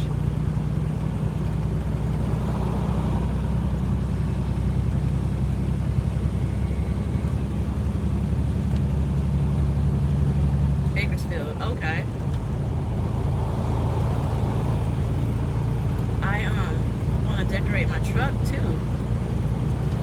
I gotta get Bear another brush, like a comb. The comb that I have is for little dogs. The big one is like $45, $50. But I need to brush him every day so I can tame his hair so it's not everywhere. And maybe I'll let him sit on my bed. Or maybe I have a blanket for him. I just have to clean his hair off, because before I got him groomed, he had like, his hair was like by the pound, literally. So that blanket is in my luggage compartment right now.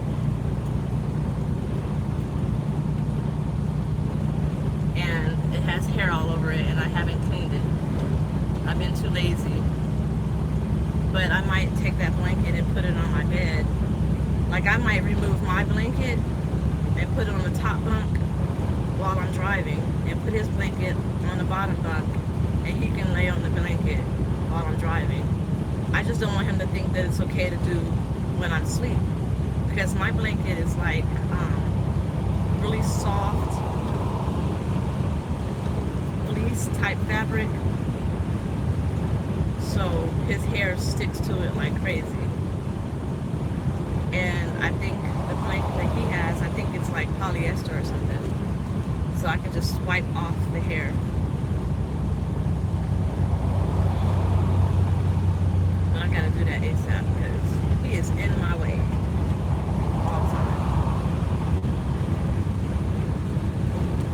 get bungee cords and put it like right here so he can't walk past it. I wonder if I can find bungee cords that big. Oh, congratulations. So you're going to get on the truck with the trainer, or you just finished training and you tested out and got your truck? Or did you graduate Squire? Which one is it? But congrats.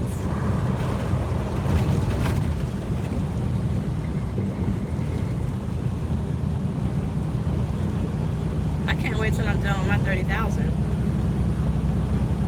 I don't even remember how many miles I'm at right now.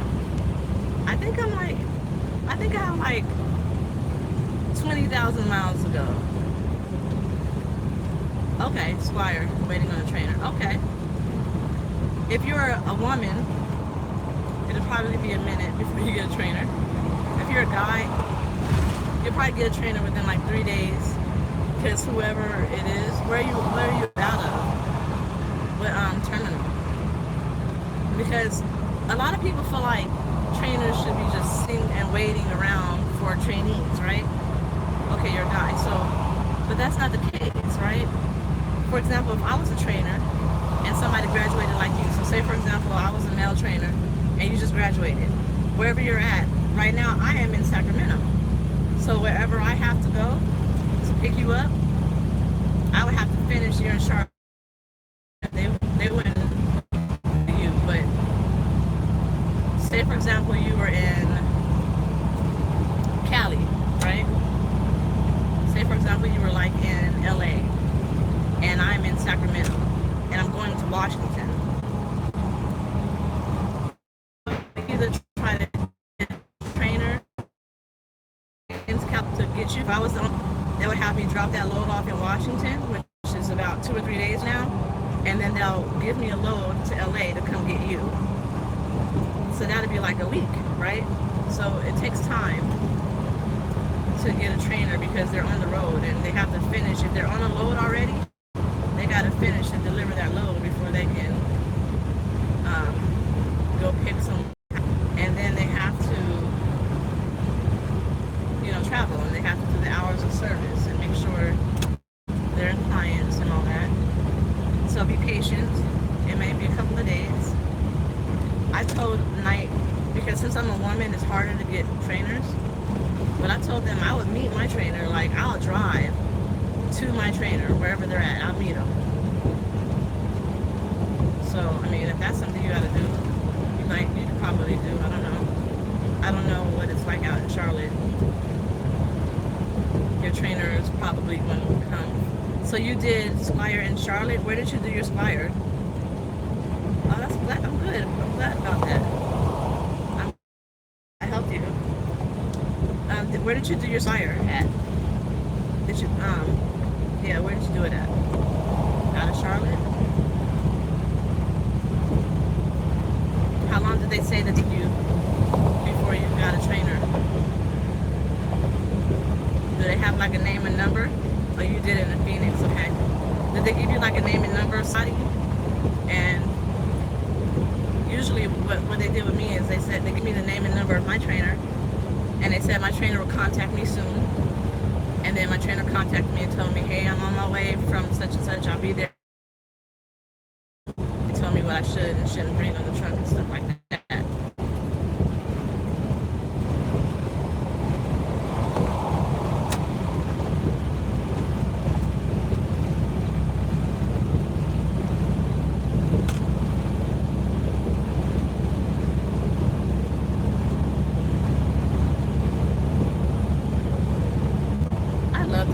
I would actually consider being an instructor for Night.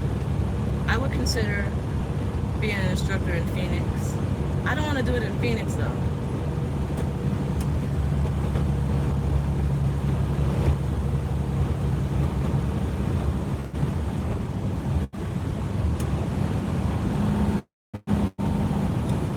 Hold on, y'all.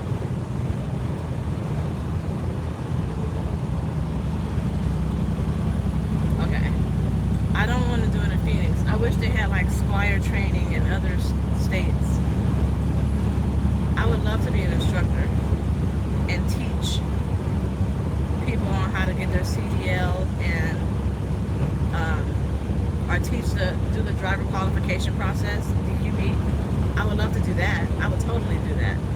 I don't know if I want to actually be a trainer on the road, because I think I'll be scared shitless. I drive for night transportation.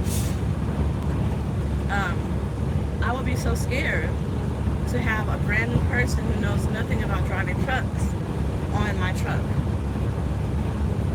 Driving. Like, my trainer said she had to kick somebody off of her truck for safety reasons because they were too short to reach the pedal. And they were scared. I don't feel like that's an excuse. You can adjust the seat and all that stuff. But they were scared to drive at night, and they were scared to drive in the rain. Good afternoon. Thank you, Brandon. So, but I mean, if you're a good trainer, it shouldn't be hard to, like what I would do like Junior Honduras does, right? I got my trainee the first day on the truck with him.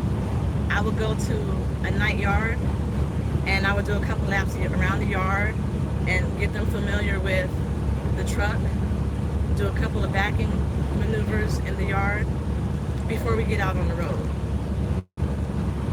And that would be the first day on my truck, just to get them familiar with everything.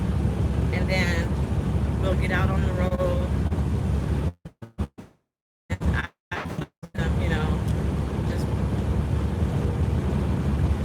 Slow, don't panic, don't jerk or make any,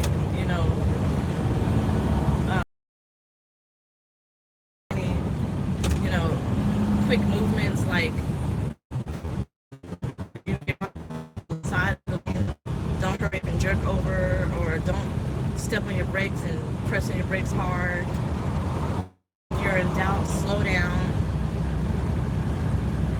I'm not sure if I want to be a trainer. But I think they're changing the requirements to be a trainer for night. At first, you have to have 6 months experience. I don't know. I don't remember. I don't want to quote something that I'm incorrect about, but I wouldn't mind. I guess if I can do it the way I want to do it. Like I don't want to pick up a trainee and then just jump on the road that same day and have them drive. No. And I want a training manual that I'm going through and teaching them from the manual. I would probably create one. I heard that they have one. I saw one in Phoenix on one of the instructors' desks, the training manual, the driver training manual. But more than anything, I would like to be an instructor.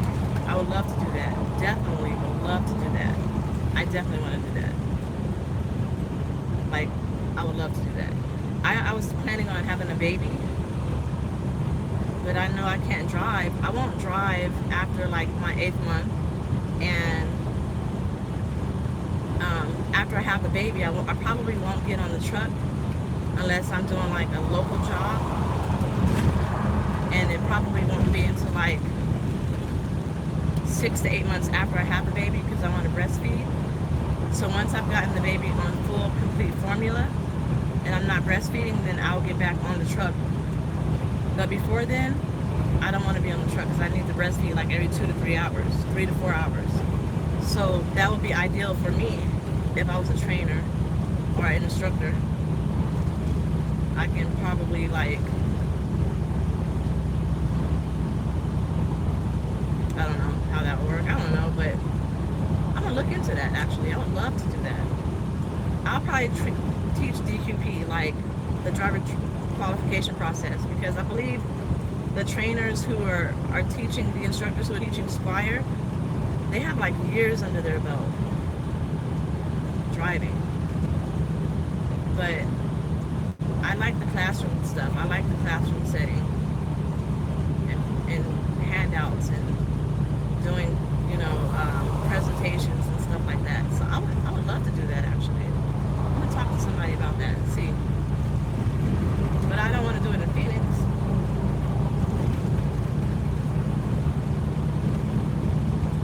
They have a water park. I'm just passing. It's like a lake. It's a like a playground in the water. And then they have like jet skis that are not, I don't know how to explain it. I'm gonna have to look that up. Where am I at? Woodland, California. I'm gonna look that up.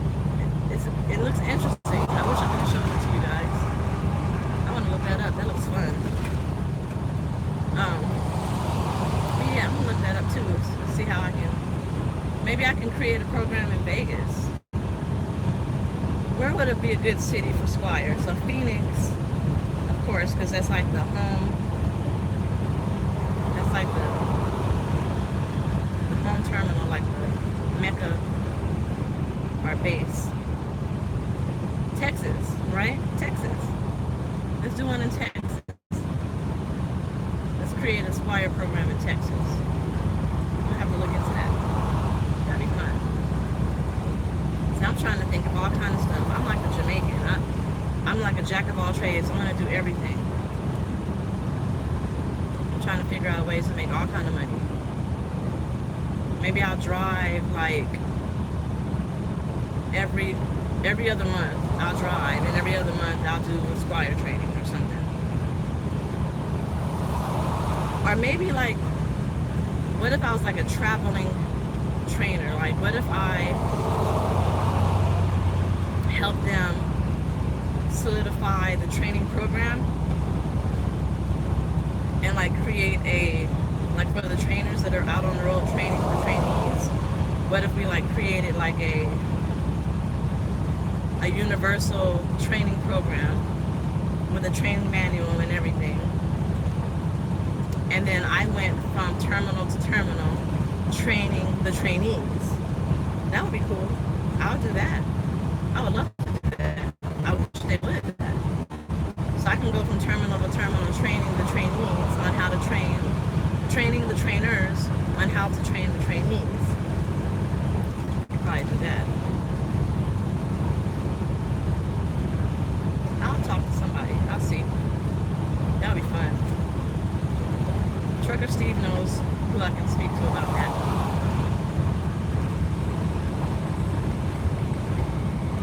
Or maybe I can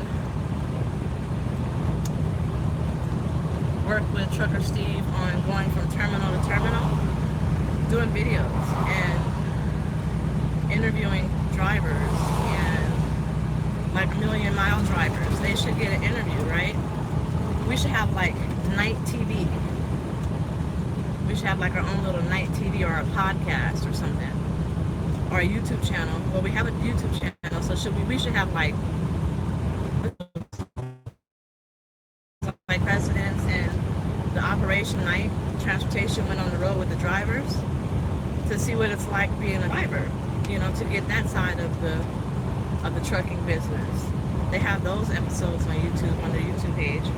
So maybe I can go around and interview the women drivers for night transportation and maybe travel with them for a couple of days or something. Maybe I can do that now though. I probably don't need Trucker Steve to do that. I had a ZELLO, but I don't, how would I use it while I'm driving? Is it like a walkie-talkie? Is it like the chirp phone?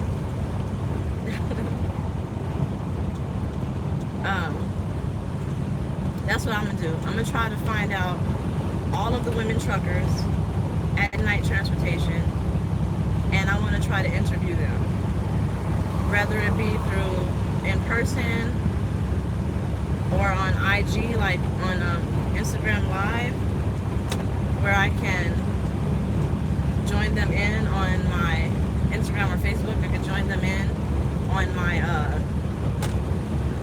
live feed and interview them that way. I should do that, right? I'm gonna try that. I'm gonna contact my recruiter and have her contact all the other recruiters and have them get a list of people that I can reach out to, of women who work for night, and see if I can interview them. Reach out to them and interview them. Would y'all like to see that? Or do y'all want me to interview everybody? I feel like I want to just cater to the women though. I'm going to do that. I'm going to actually contact my recruiter today and ask her. If Trucker Steve, if you're watching, or if you will be watching, let me know if you think that's a good idea.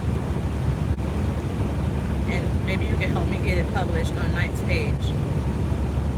They did one video, I believe, of a woman in trucking for night transportation. She was an older woman. But that's the reason why I started doing videos, because there's not a lot of videos of women at night transportation. So I wanted to like create that niche, fill in that gap, so to speak.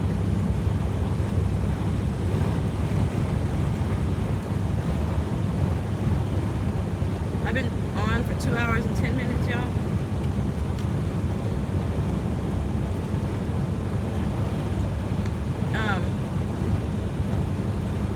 You didn't answer my question, Tavares. How does ZELLO work?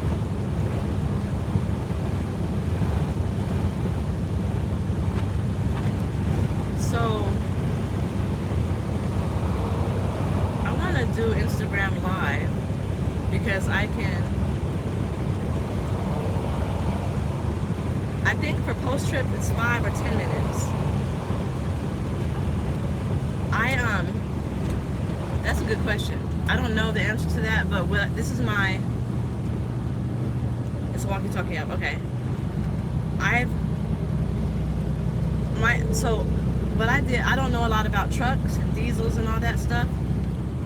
So what I did was I read my owner's manual for the truck, for the Freightliner, and I found out that after driving on the road for a while, when you stop, you don't want to automatically shut your truck off. You want to let it cool down a little bit. You want to idle it a little bit before you shut it off, right? If it's within the temperature range where it won't idle, it'll shut off within 5 minutes. So that's when I would do my post-trip. But my trainer never did a post-trip. I don't know what a post-trip entails. I should learn that. I'll probably look into it with you guys. It's probably on my it's probably in my atlas. 15 minutes for pre-trip, right? But he's asking for post-trip. How long for a post-trip? If you have the truckers, I'm pointing over here because it's in my basket, but if you have the Rand McNally Truckers Atlas, the Truckers Road Atlas, it has your pre-trip and post-trip directions in it. So maybe I'll go through that with you guys later, and we'll do a post-trip together, because I never did it. I hear about it, but I don't know anything about it. And from what I was told, you have to show that you've done a post-trip on your logs, because if you were ever stopped and inspected with DOT, they can check into that. And if you didn't do it, that's a citation. So I actually got to get on that. I'm going to do that today. Checklist of stuff that I got to do. Post-trip for sure. Hey, dog. Hey, Stephen. Would you be down to do a ride along for... Oh, hold on. So Trucker Steve just texted me. He said, would you be down to do a ride along for our nightlife series? I'm thinking Tiffany and you would jive really well. So remember what I was just telling you? That, hold on.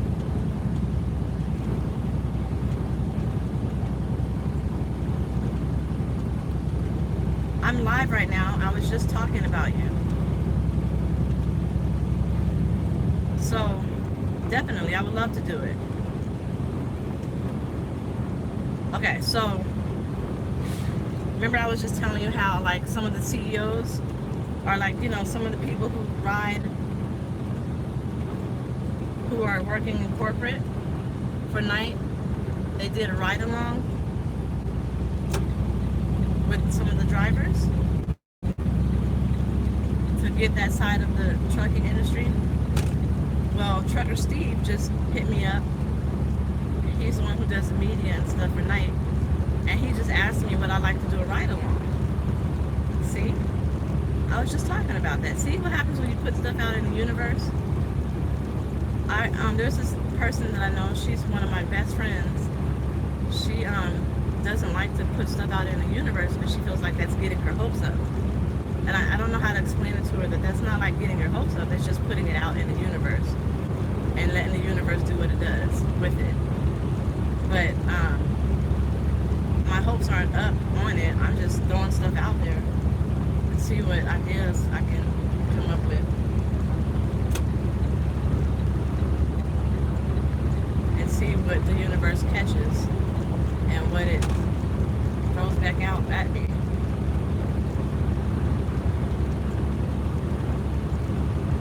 Well, Trucker Steve may have not done a video in years, but he does run Night Transportation's YouTube page. I was watching for a minute, but our internet went down in the office. I missed the part. Maybe through Instagram Live, so I can include them in on the video. And I was also talking about doing a ride along. Wait, hold on.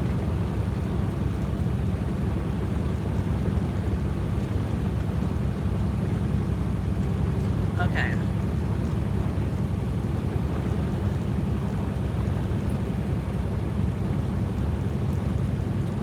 I was talking about doing interviews with women truckers in night transportation through Instagram Live or Facebook or something like that.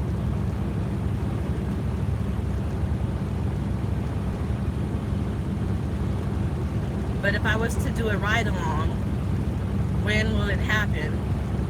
Can we do it ASAP? After my home time. I should be back on the road after my home time. Can't hear me. After my home time,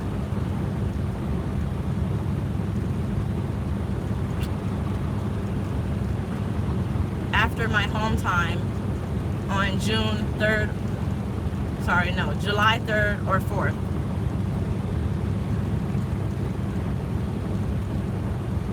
And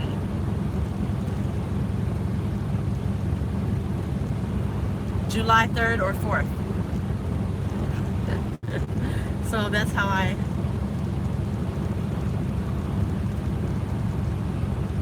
use my phone. Usually have my headset in and I can just push the button. Matter of fact, I'm gonna do that.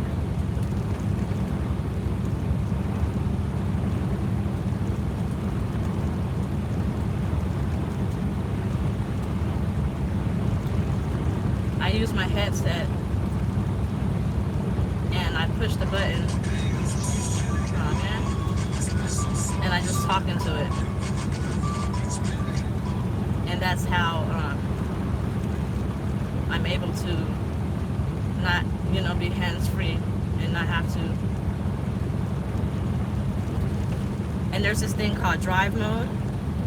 Drive mode is pretty cool because it reads your text messages and stuff out to you. And then you can reply to it. You never ever have to touch your phone. So, let me turn all that stuff on right now.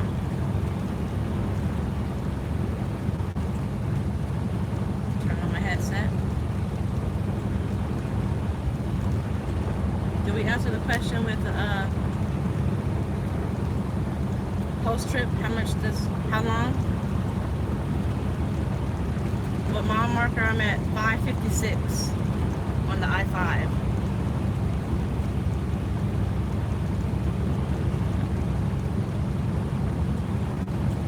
I'm at mile marker number 556.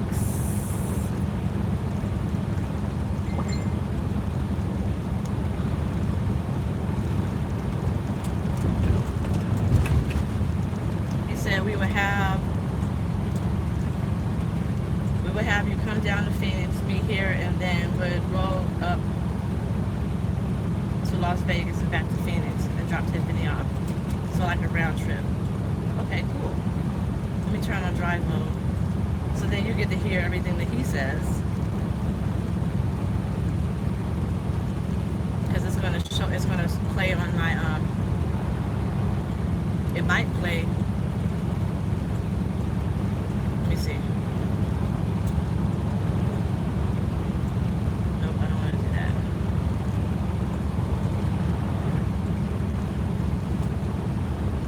So this is what I would do. Just let me know when, and I'm down for it. I'll talk to my DM about it.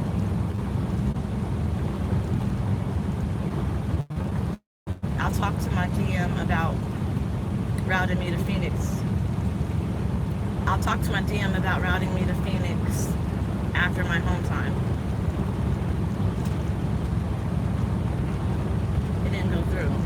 I'm not sure if it's working.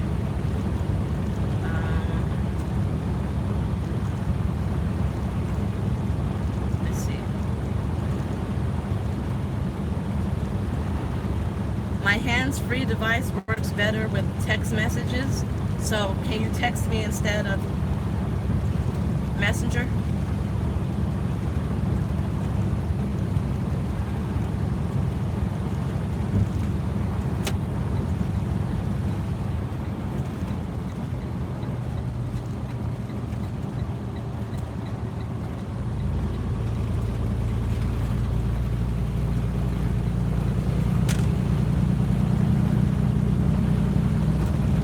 More than just trucking though.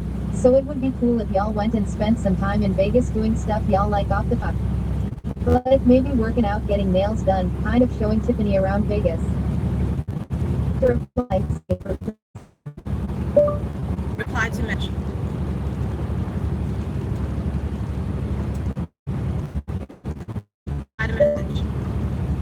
Oh, that won't work. New Facebook message from Steven Adams. We'll chat later. To reply, say, reply to message.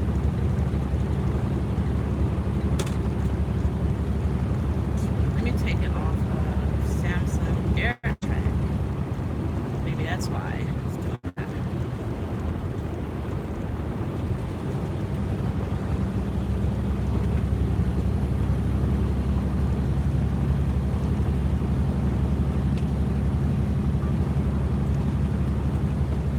My headset is.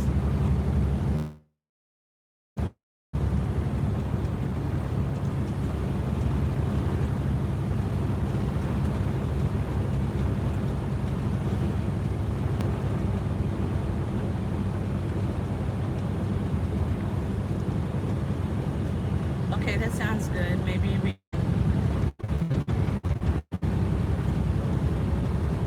I don't know what's happening. Maybe it's connected to this phone. Hold on, y'all.